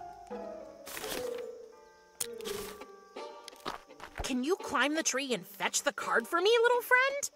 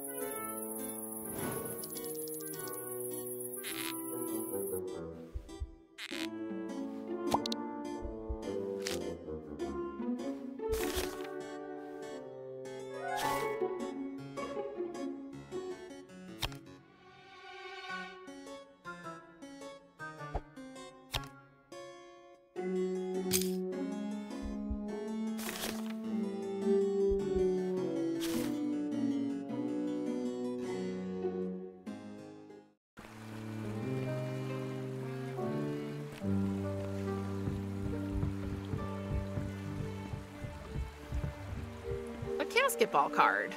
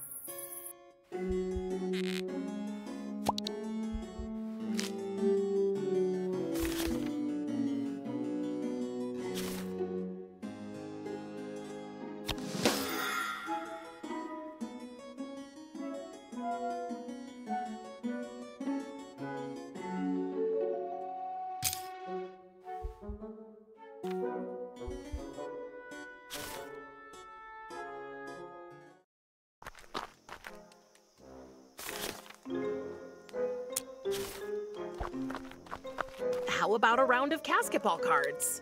Definitely. That game is one of the best things about this world.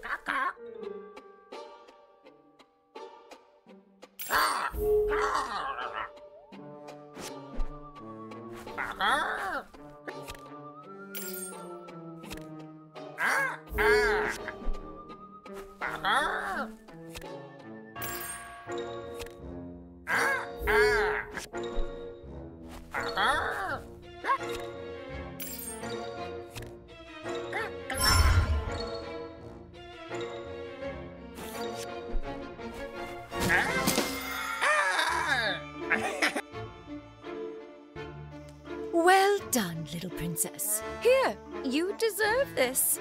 Thanks, Persephone.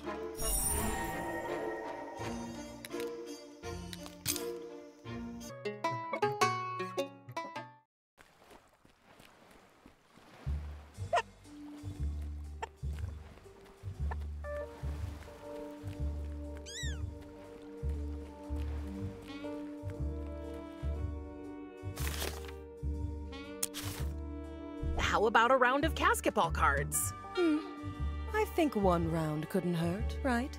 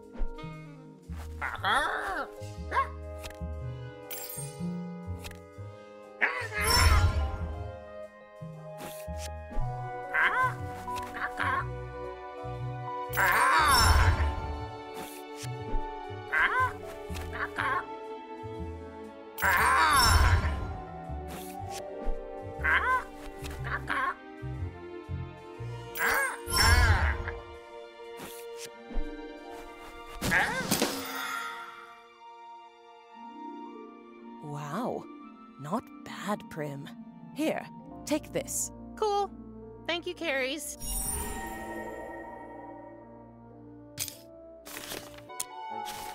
How about a round of basketball cards?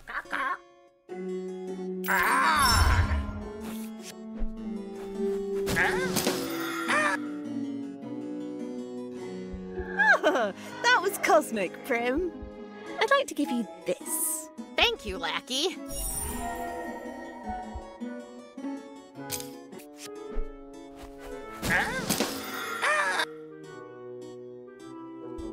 That was cosmic, Prim. I'd like to give you this. Thank you, Lackey.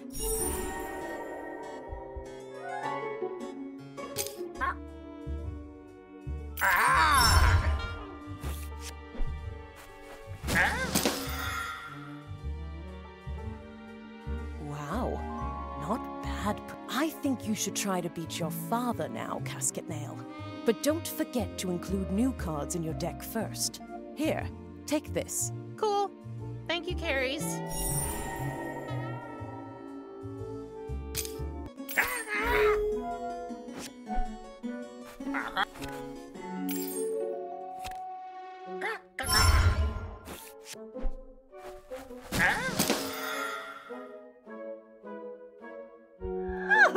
That was cosmic, Prim.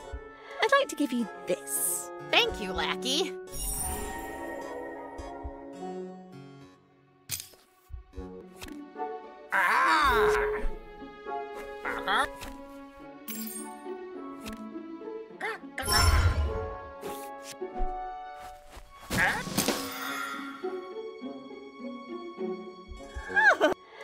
Thank you.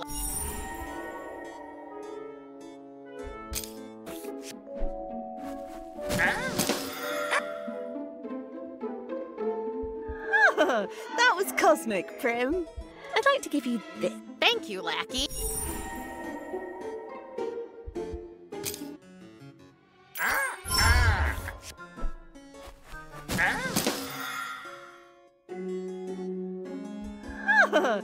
I'd like. Thank you.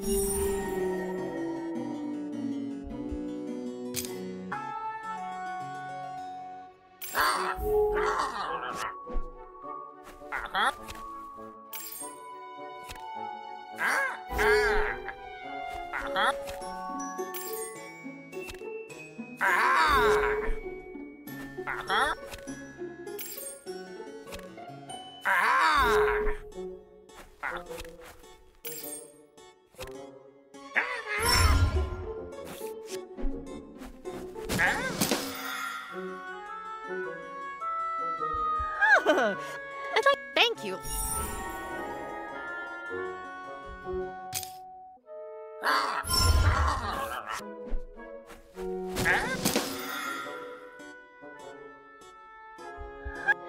Thank you.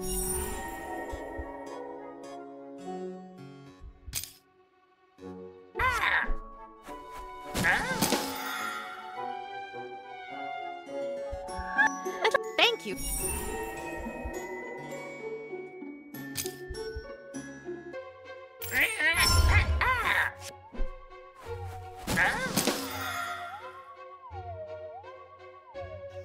Oh, nuts! We lost that one. Enjoy that win now. There you go. Thanks, Hank.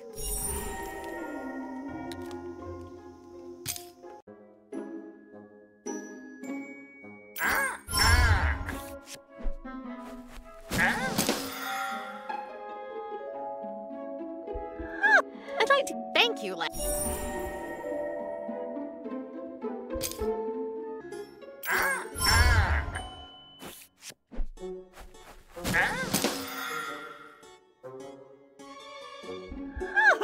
I'd like to give... Thank you, Len.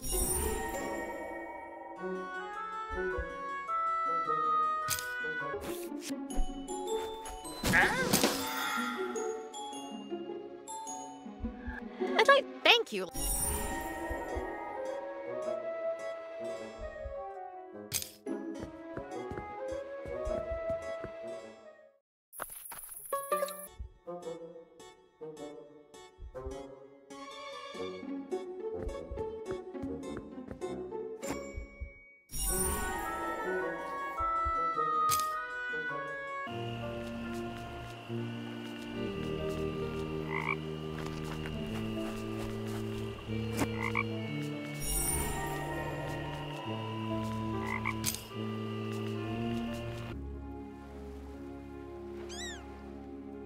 I wonder if there's a way to make it fall down. Seems my little friend doesn't want to climb this tree. The little thing is probably afraid of the bats.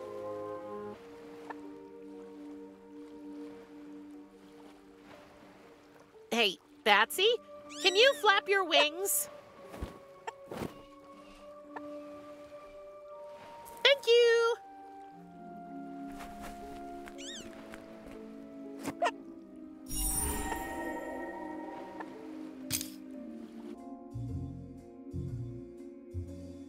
I really don't like how you treat Curies.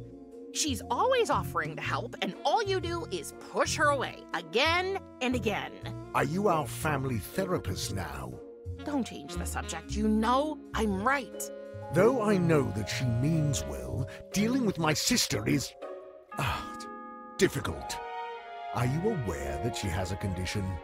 Yes, but can't you see she's working extra hard on her memory so she can meet your totally unrealistic expectations?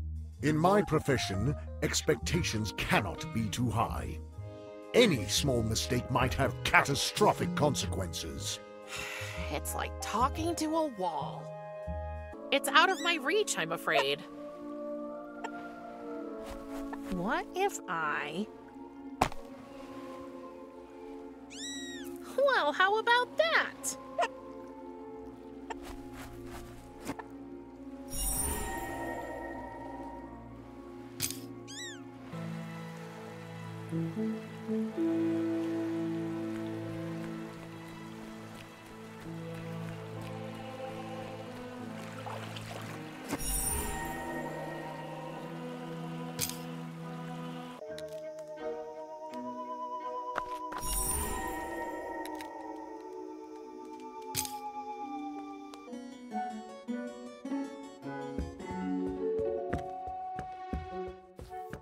Let's see what's inside. A basketball card.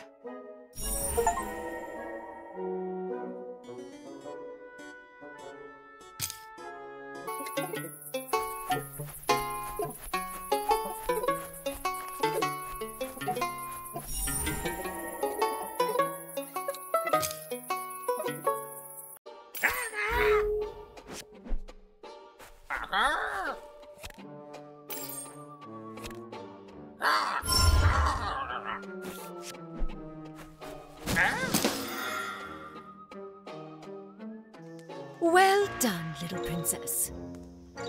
Here, you deserve. Thanks, Persephone.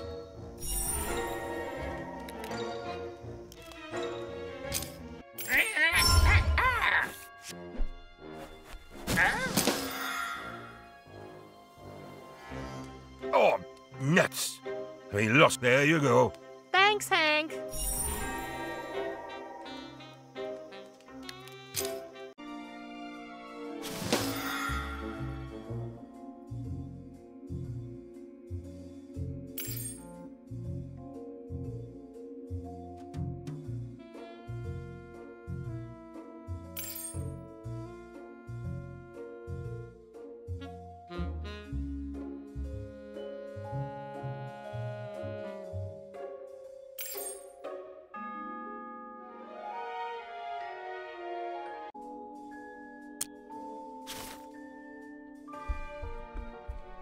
How about a round of basketball cards? Death accepts your challenge.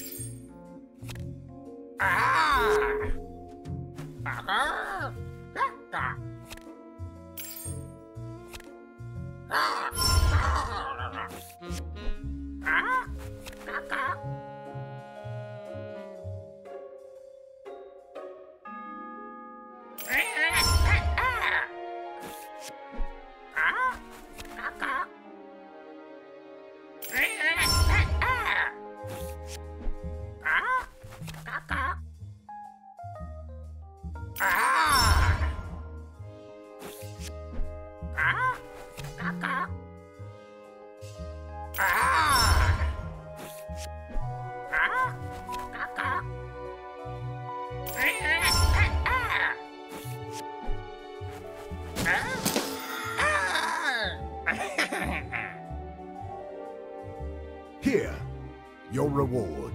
Whoa.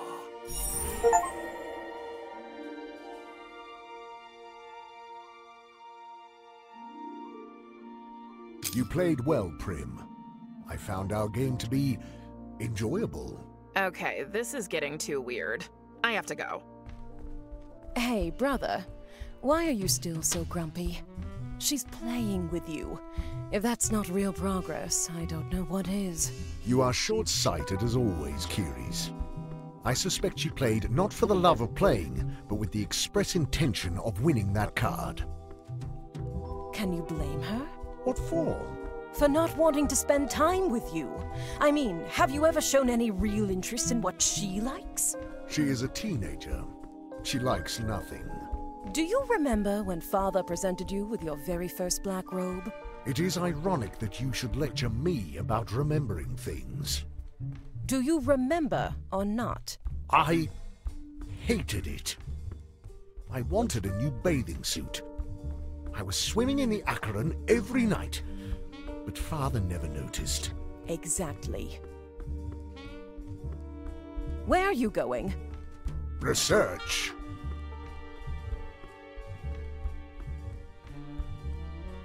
Oh no, I hope he doesn't find out about our plan. Okay, so I have this shiny card, but what now?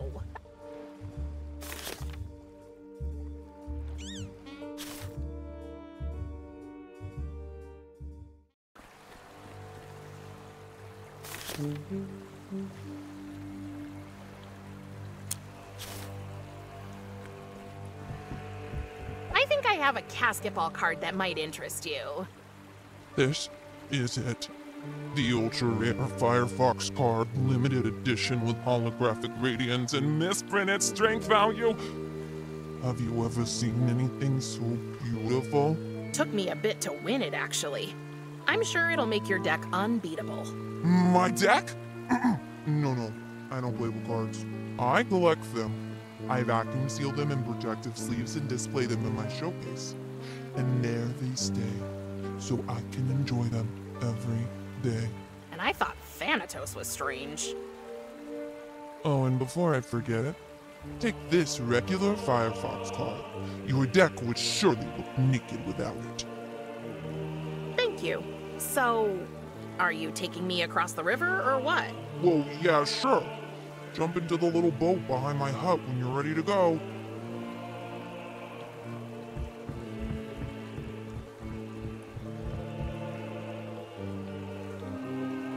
I'm ready. Let's get going. Perfect. I'll be there in a second.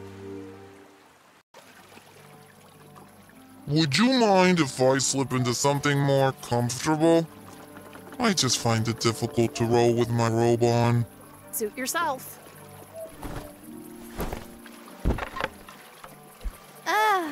Much better. Okay, I didn't expect that. Yeah, I know.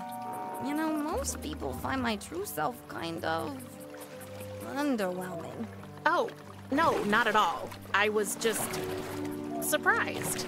How old are you? Actually, I'm as old as the river, which is pretty old. But I don't age. I've always been like this. And why do you dress up like that big guy? That's what people expect when they hear the Dark Ferryman, not some little squirt. I don't know. I think the little squirt suits you much better. Oh, thank you. Oh, the limited edition with extra glow? I still can't believe it.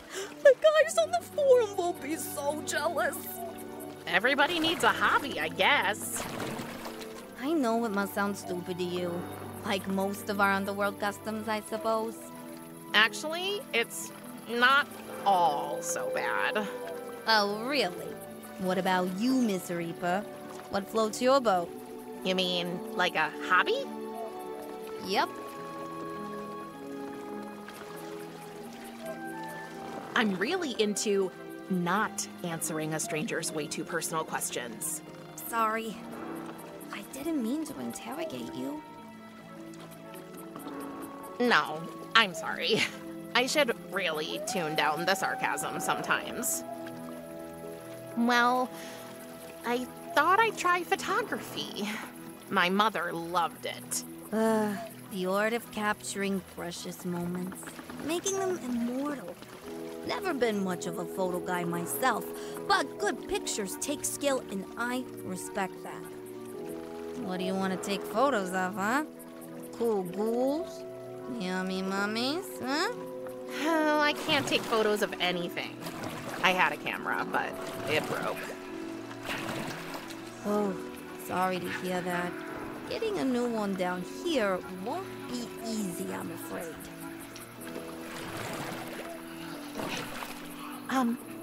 What's What's that sound? It's the souls. What are they whispering? Their last words. It's all they can say apart from their names. Feel free to listen. Sometimes it's quite interesting. I don't think it's poisonous.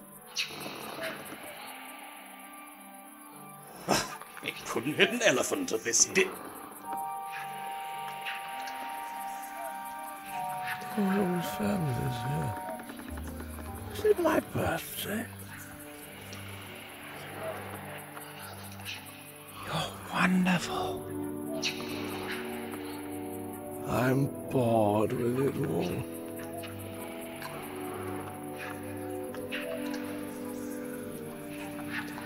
One last drink, please. Please don't leave me. I'll finally get to see Mother again. I'm not scared. I'm scared.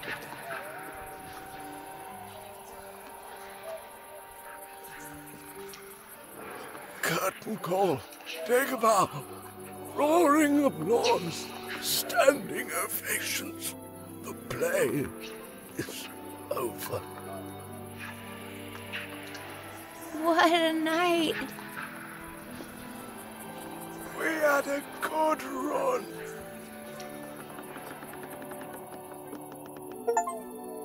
So, do we just float around a while and then go back? No, actually. Charon, I need to tell you a secret, but you have to promise me not to tell Thanatos. If I had lips, they'd be sealed.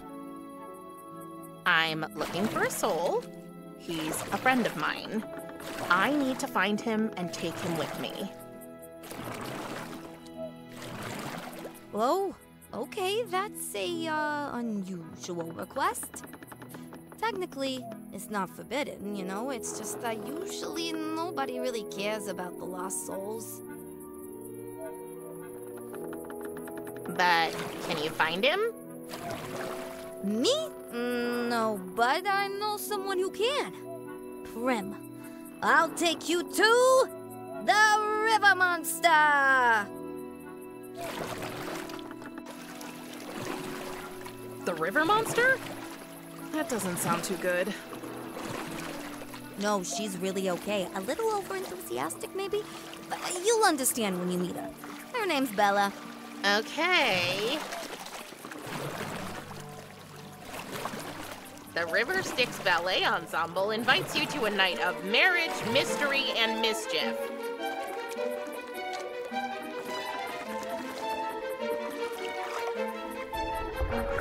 And here she is. Come on, guys, stop.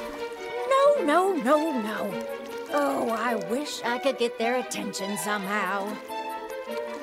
Guys, please, stop it. Would you please calm like they're down warming now, up. guys? Pretty impressive. Tristan used to do water ballet when he was younger, around now. but he had to quit after the whole group almost drowned Guys, because please, of him. stop it. Pretty chaotic. Would you please calm down now, guys? Excuse me? Darling, can't you see I'm busy right now? Getting these souls organized is like herding cats. Come on, people, enough milling around now. My whistle, you brought it back. Now, I can finally get these troublemakers under control. You heard the blast, guys. Time to relax. Ah, at last. Sweet, sweet silence. Don't get me wrong, these souls really deserve some free play after ballet class. But I guess there can be too much of anything, even of good things, right? If you say so. I'm Riley, by the way, but you can call me Bella. Hi, Bella. I'm Prim. Oh, and hi, Charon. Bella? I missed you at spin class on Thursday. Yeah, you know, I wasn't feeling well. Oh, what a shame. but you don't look sick to me now. I got better, you know, the spectral stew did the trick. That's great. See you Thursday, then. Oh, I met your sister in the well. I know. I must have dropped my whistle when I last saw her. Thank you for returning it, by the way. So, let me guess. Maddie was real nice to you and sent you on a tiny fetch quest to get her brush? Am I right? How did you... Because I know my sister. She'd do anything to escape the prison I put her in. Wait, you locked her up down there? Together with Athena and the Fates. Believe me, it was the hardest thing I ever did. But it had to be done. I visit her as much as I can, and she will be freed eventually. But not yet. She still doesn't see what she did was wrong. She keeps telling herself she did it all for Athena. What did she do? Look, I just met you, and I don't want to air our whole family's dirty laundry in front of you. Please understand. Okay. I'll only say this. If you ever encounter my sister in the wild, make sure to close your eyes as fast as you can. How cryptic. So, I guess I'm not getting the brush? Did you hear what I just said?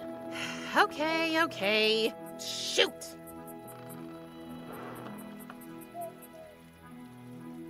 So, you're the river monster, huh? That's what they call me these days. Flattering, isn't it? But don't you worry about me. I suppose, in the cold light of day, the nickname isn't too far-fetched after all, right? But I have to stay true to what I always tell the guys at my body positivity class. Embrace yourself.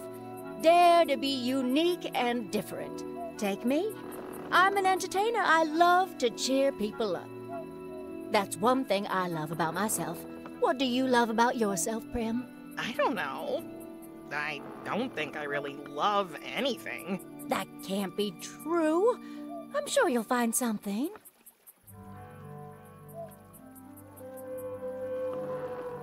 Dancing hands? What is all this? Oh, that's just our ballet group. Yeah, but shouldn't these lost souls be moaning in great pain and floating around in the river aimlessly? That's the point, don't you see? These poor souls simply have nothing to do. Nothing. For like, ever. So you teach them ballet? Ballet, pottery, creative writing, anything really, as long as it makes eternity seem a bit less, well, eternal. You know, I think of myself as a kind of social worker. I swim around in the river and just ask them what they would like. And if I can, I make it happen. But they can't talk, can they? So what? Talking is overrated. Art is the language of the heart. I'm looking for the soul of a friend. Can you help me find it? Sure. Tell me about your friend. Well, his name is Tristan. Uh-huh. Would you mind being a little more specific, dear? He's terribly afraid of cockroaches and thinks they're part of a secret society ruling the world from underground. He eats cereal with juice, which is disgusting, and he bites his toenails. Oops, that last one was a secret I wasn't supposed to tell. You were pretty close, am I right? He is my best friend. Let me think.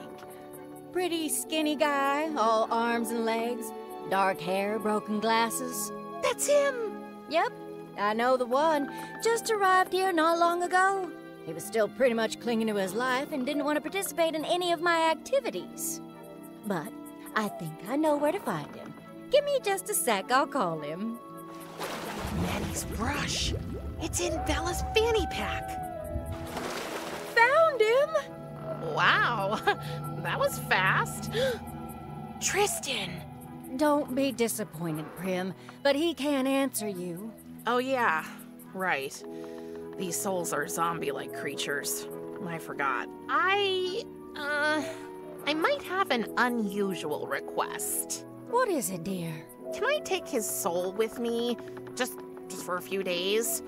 I'd love to spend some time with him, even though his brain is mush. That's unusual indeed. I don't know.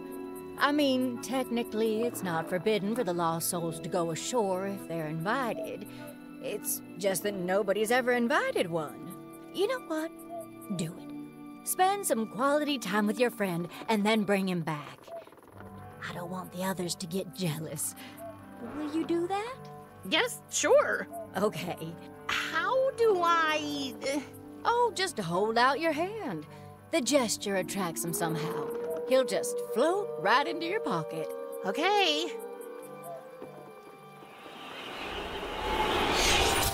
It's good to have you back, Triss. You'll be your old self again in no time. What was that? Oh, nothing. I got the soul now, but how do I get the brush?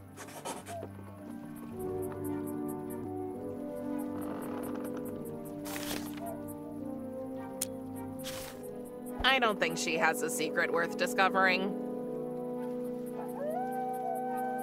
Hey, you! What's your name?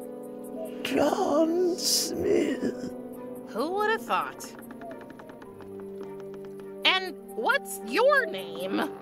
Maria Gonzalez. And who are you? Emily Davis.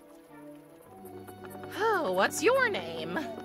Alfred Blaine, Charles David, L. Frederick, Gerald Hubert, Erwin, John Kenneth, Lloyd Martin Nero, von Hintwitzchens, der Natigraum, Senior. Okay, man. You must have needed a magnifying glass to read your ID.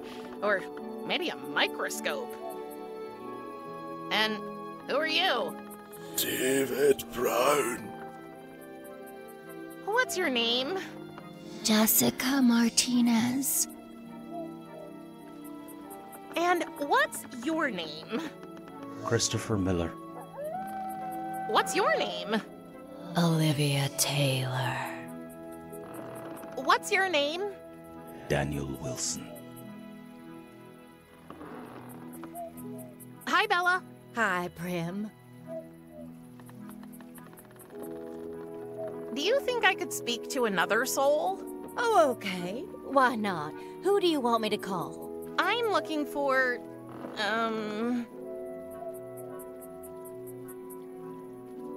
Alfred Blaine, Charles David, Earl Frederick, Gerald Hubert Irvin John Kenneth Lloyd Martin Nero von Hintz Fischen Sternartig Rom Sr. Oh, I know this one. Don't go away, Prim. This might take a while. Goggle, get me the brush, okay?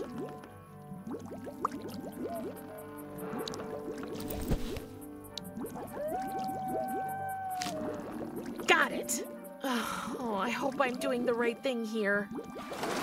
Prim, he doesn't know you either. I'm beginning to think you're playing a trick on me, young lady. Yeah, you got me. Prank calls are my passion. Too bad you figured it out. Uh-huh. I need to go now, Bella.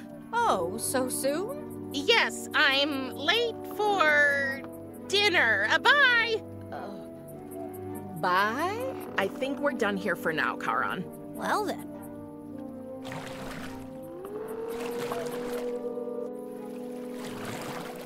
Oh. Oh. What's happening to me? What do you mean? I don't know. I feel lighter, more carefree. I feel happy? Yeah. I think that's it. We're approaching Elysium. That's why. Tends to have that effect on people. We're going to Elysium? You've booked the full tour, so I thought I'd show you everything. And it's the only route I know. Oh, will I see my mother? No, I'm sorry. We can't anchor in Elysium's waters, so we'll only pass by the shore.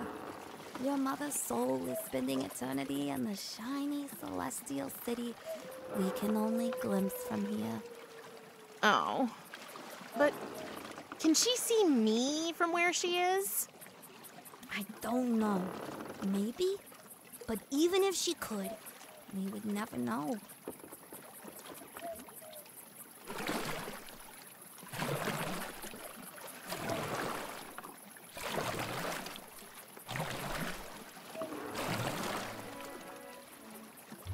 Wow. Okay. That's cool. I know.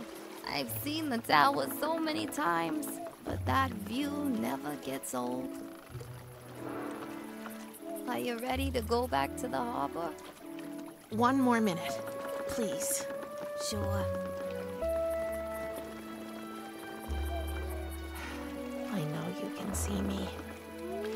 What was your mother's name? Morwen. Morwen, yeah. I remember taking her across the river a while ago. She was very nice and funny. How did she feel? Was she scared? Was she in pain? She was as calm as the river on a Monday morning. We talked a bit, also about you. And then she made some really inappropriate jokes. Yep. That's Mom. But all in all, she seemed to be absolutely confident that you would be okay. That you and your father would get along. Okay. I'm ready to go now. Thank you, Charon. No problem, Prim. I'm glad I could help. I hope Charon won't tell on me. It's late. I should head back to Thanatos' house before he gets suspicious. Prim, can I talk to you for a second? Okay.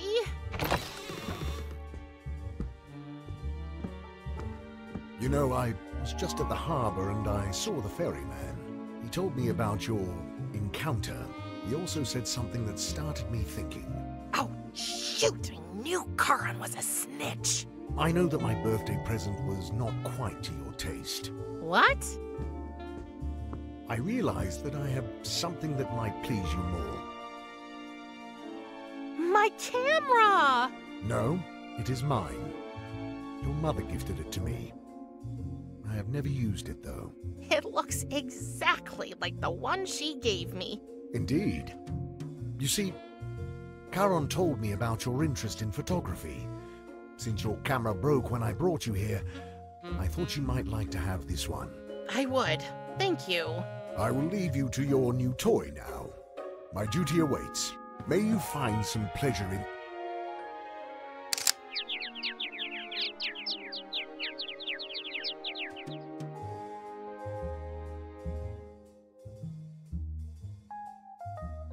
That was... Do I really look like that? Give me that! I'm sorry. I didn't mean to. Hey!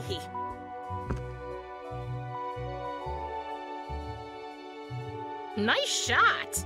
I make a much better photographer than I do a model. I don't know. You're definitely bony enough. Touché. Wait, I have an idea.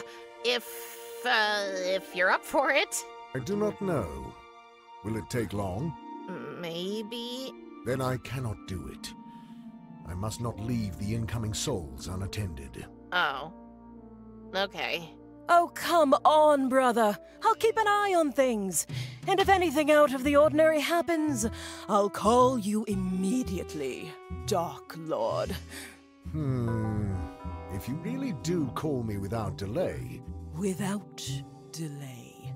Then I think we can risk it. Okay, let's go.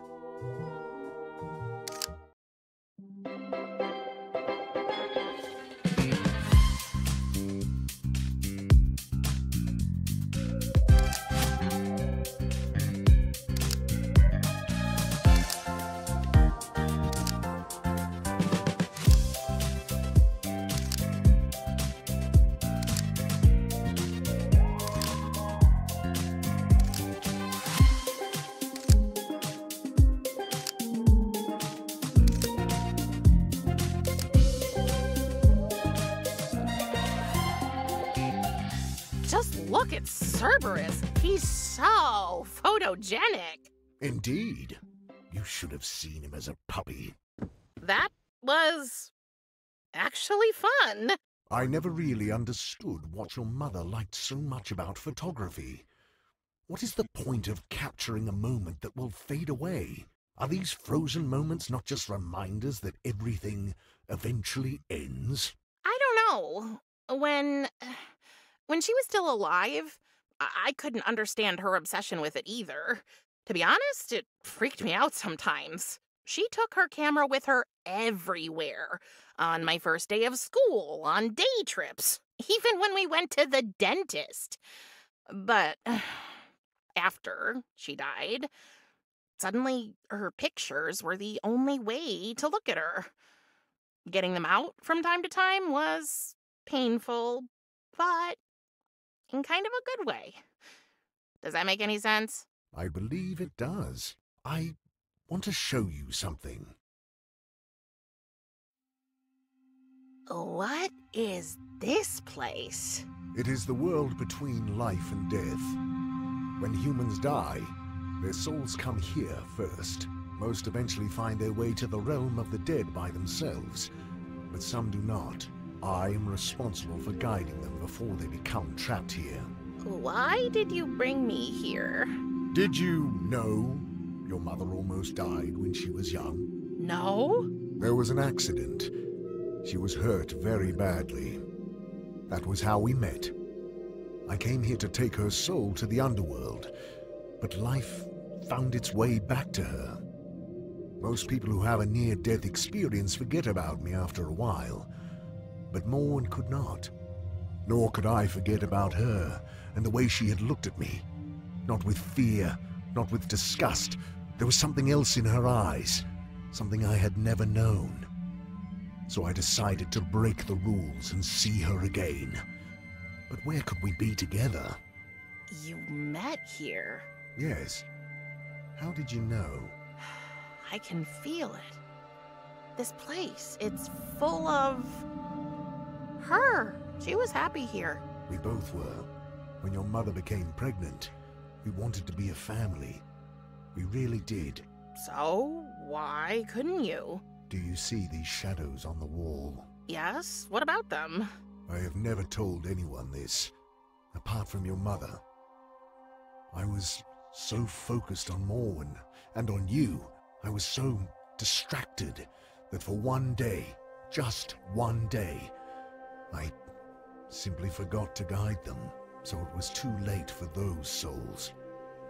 They became shadows, trapped here for all eternity. When I saw what had happened, what my selfishness had caused, I decided never to let myself get so distracted again. Your mother and I parted ways, for I knew I could never be death and a father at the same time.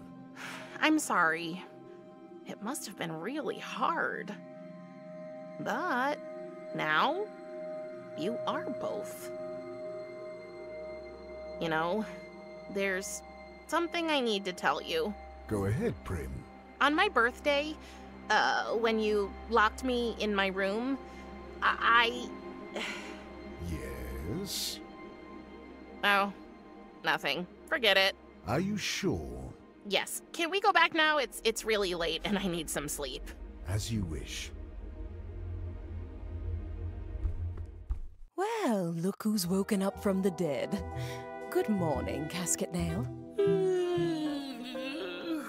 Morning. Where's the Dark Lord of Death?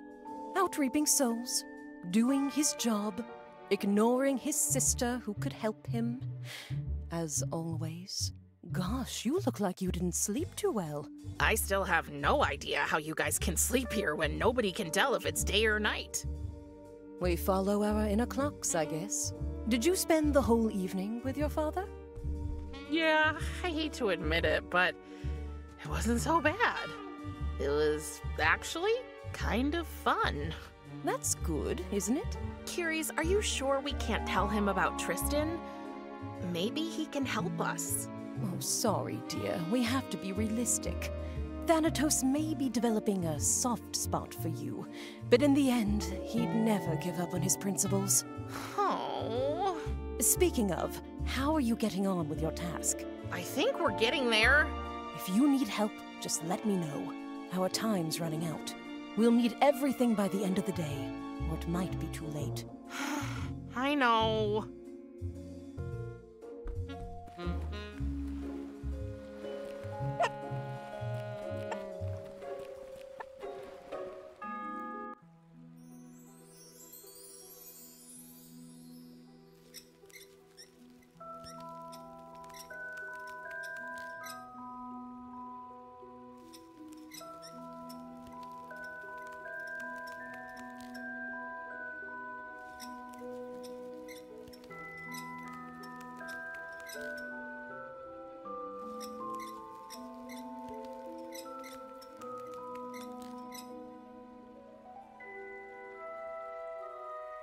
Medi, I got the brush. You did? Finally! And I see you found my phoenix.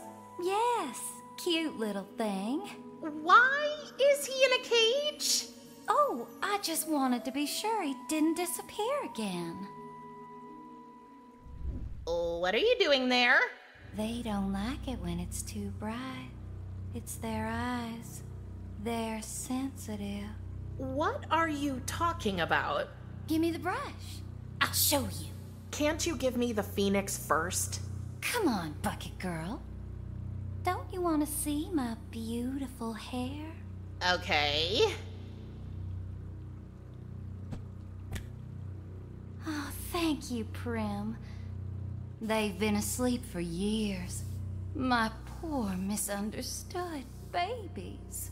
I don't understand. Oh, you will. All you have to do is stand still.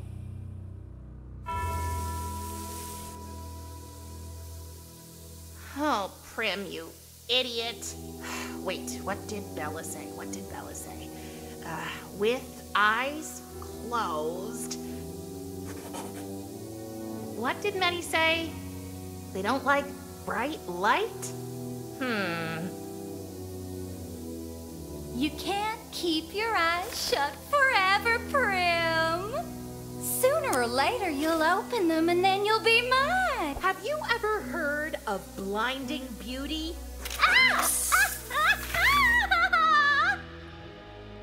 I'm not leaving my bucket. I might never get back to the surface.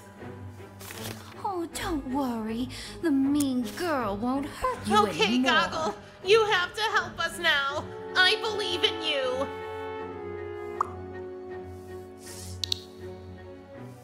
Oh, it won't take long. You'll be hissing again soon.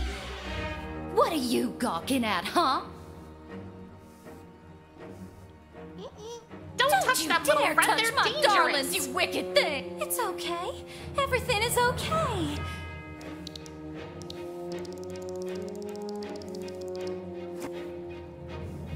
Oh, Mama's gonna take care of her babies now.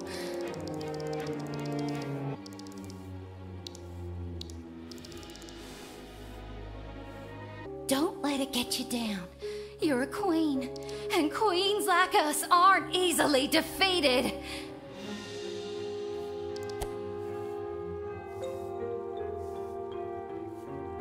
Care of her babies now.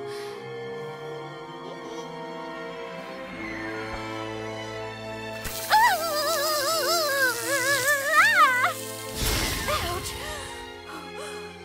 My love, what has this beast done to you?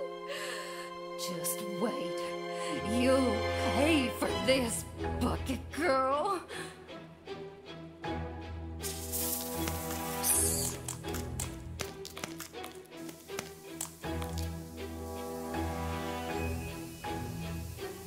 You can't keep your eyes shut forever, Prim. A picture is worth 1,000 words. Don't you think?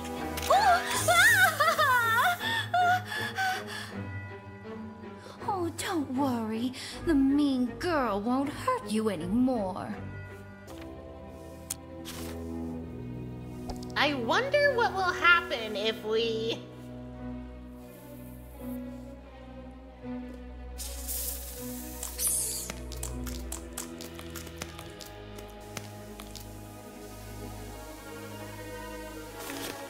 You can't keep your eyes shut. Rise and shine, you furry worms.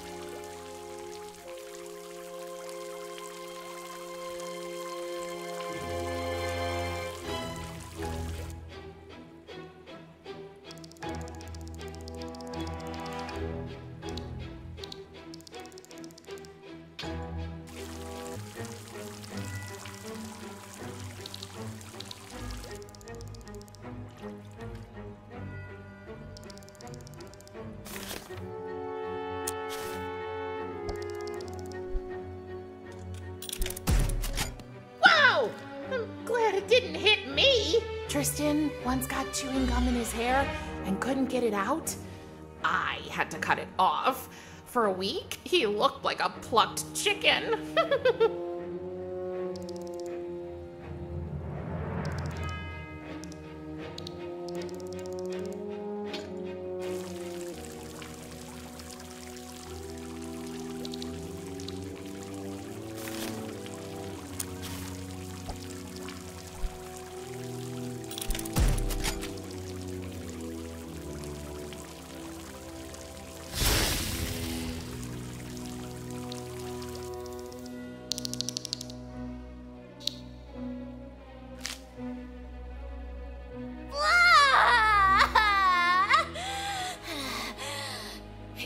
Not over yet. If I go down, I'm taking you with me. Uh-oh.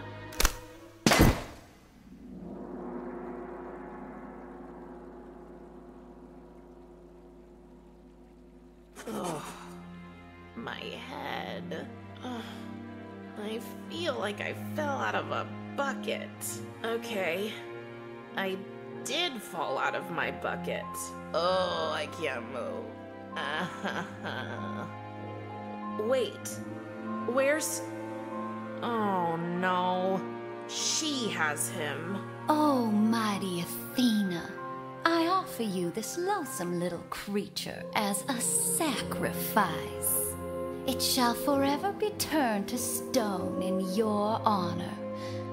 Or should I transform the girl first? Wise goddess, I'm listening. Share your wisdom with me, Athena. What do you want me to do? Maddie, wait! She seems so caught up in her conversation with Athena's portrait that she hasn't noticed me at all. It's Athena. If I remember correctly, she's the goddess of wisdom and warfare.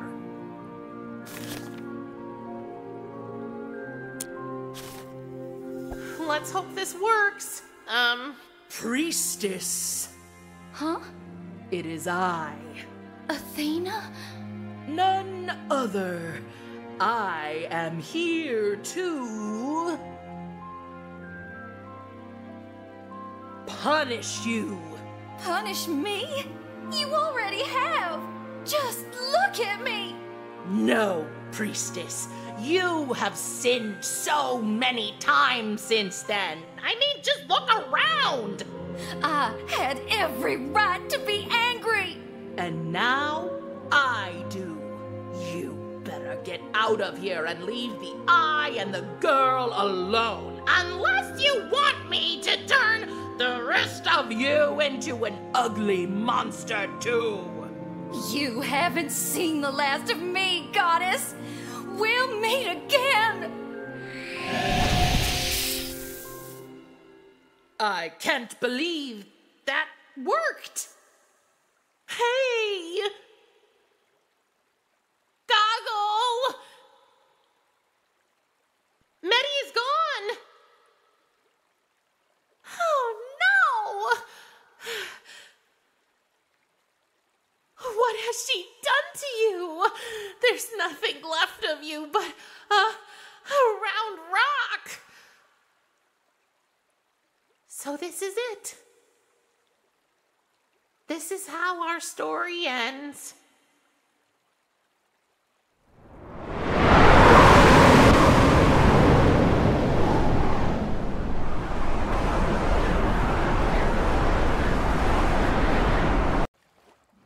Goggle, you're not a stone. I thought I'd lost you. Are you okay? There was this girl. She seemed nice, but then her hair turned into... I don't know. They attacked me, and now she's gone. Would you be so kind as to explain what you were doing down there? I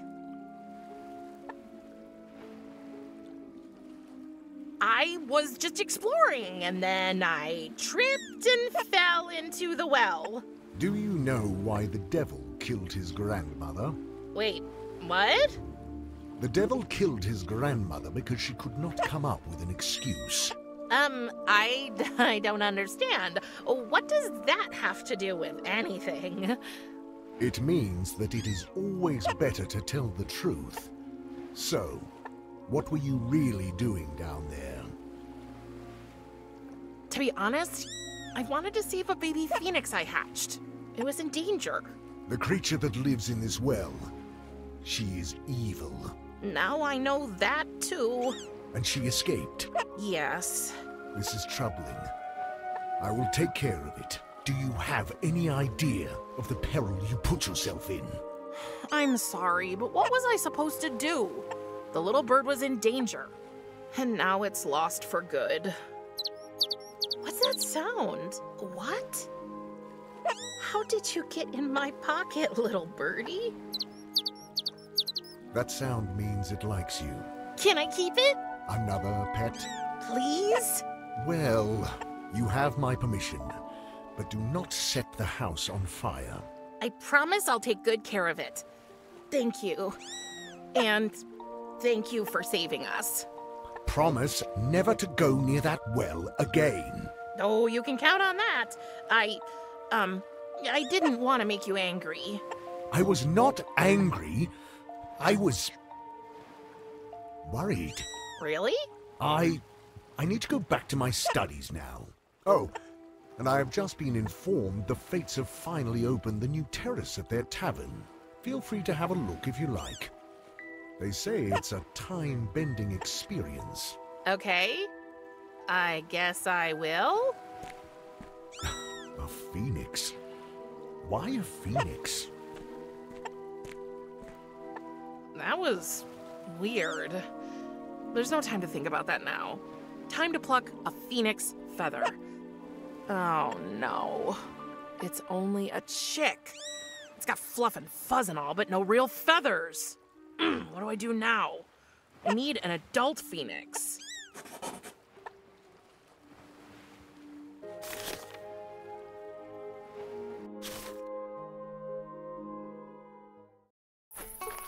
Hey, the Fates opened their new attraction, Timeline Terrace.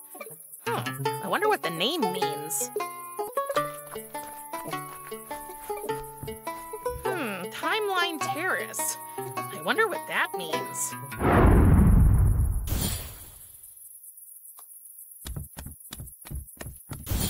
What was that?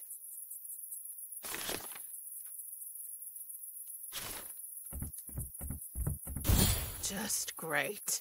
I am officially a dinosaur. But wait, I have granny powers now. I get a discount at the public swimming pool. I can sit at my window and watch my neighbors all day without being judged. And best of all, I can complain about everything for no particular reason. My back. The Phoenix! It aged too! Let's see if I can... Yes! I got the feather. Time to set the Phoenix free again. Thanks, buddy. Take care. Don't catch fire again anytime soon.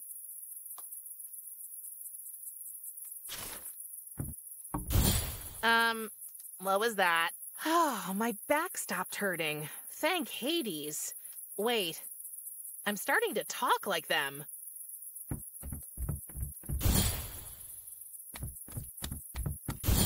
Okay, that was definitely among the top 5 weirdest things that happened to me today.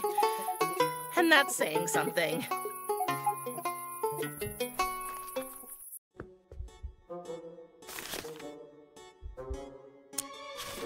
This must be the door to Kiri's lab. Kiri's! I found all the ingredients we need to bring Tristan back to life. That's great. Do you have his soul? Check. His broken life thread? Got it. What about the phoenix feather? It took me a while, but here it is. I have no idea how you managed that. Very impressive. Have you brought the key to my lab? Here it is. Really? How did you manage that? You'll see. Let's go. We need to hurry.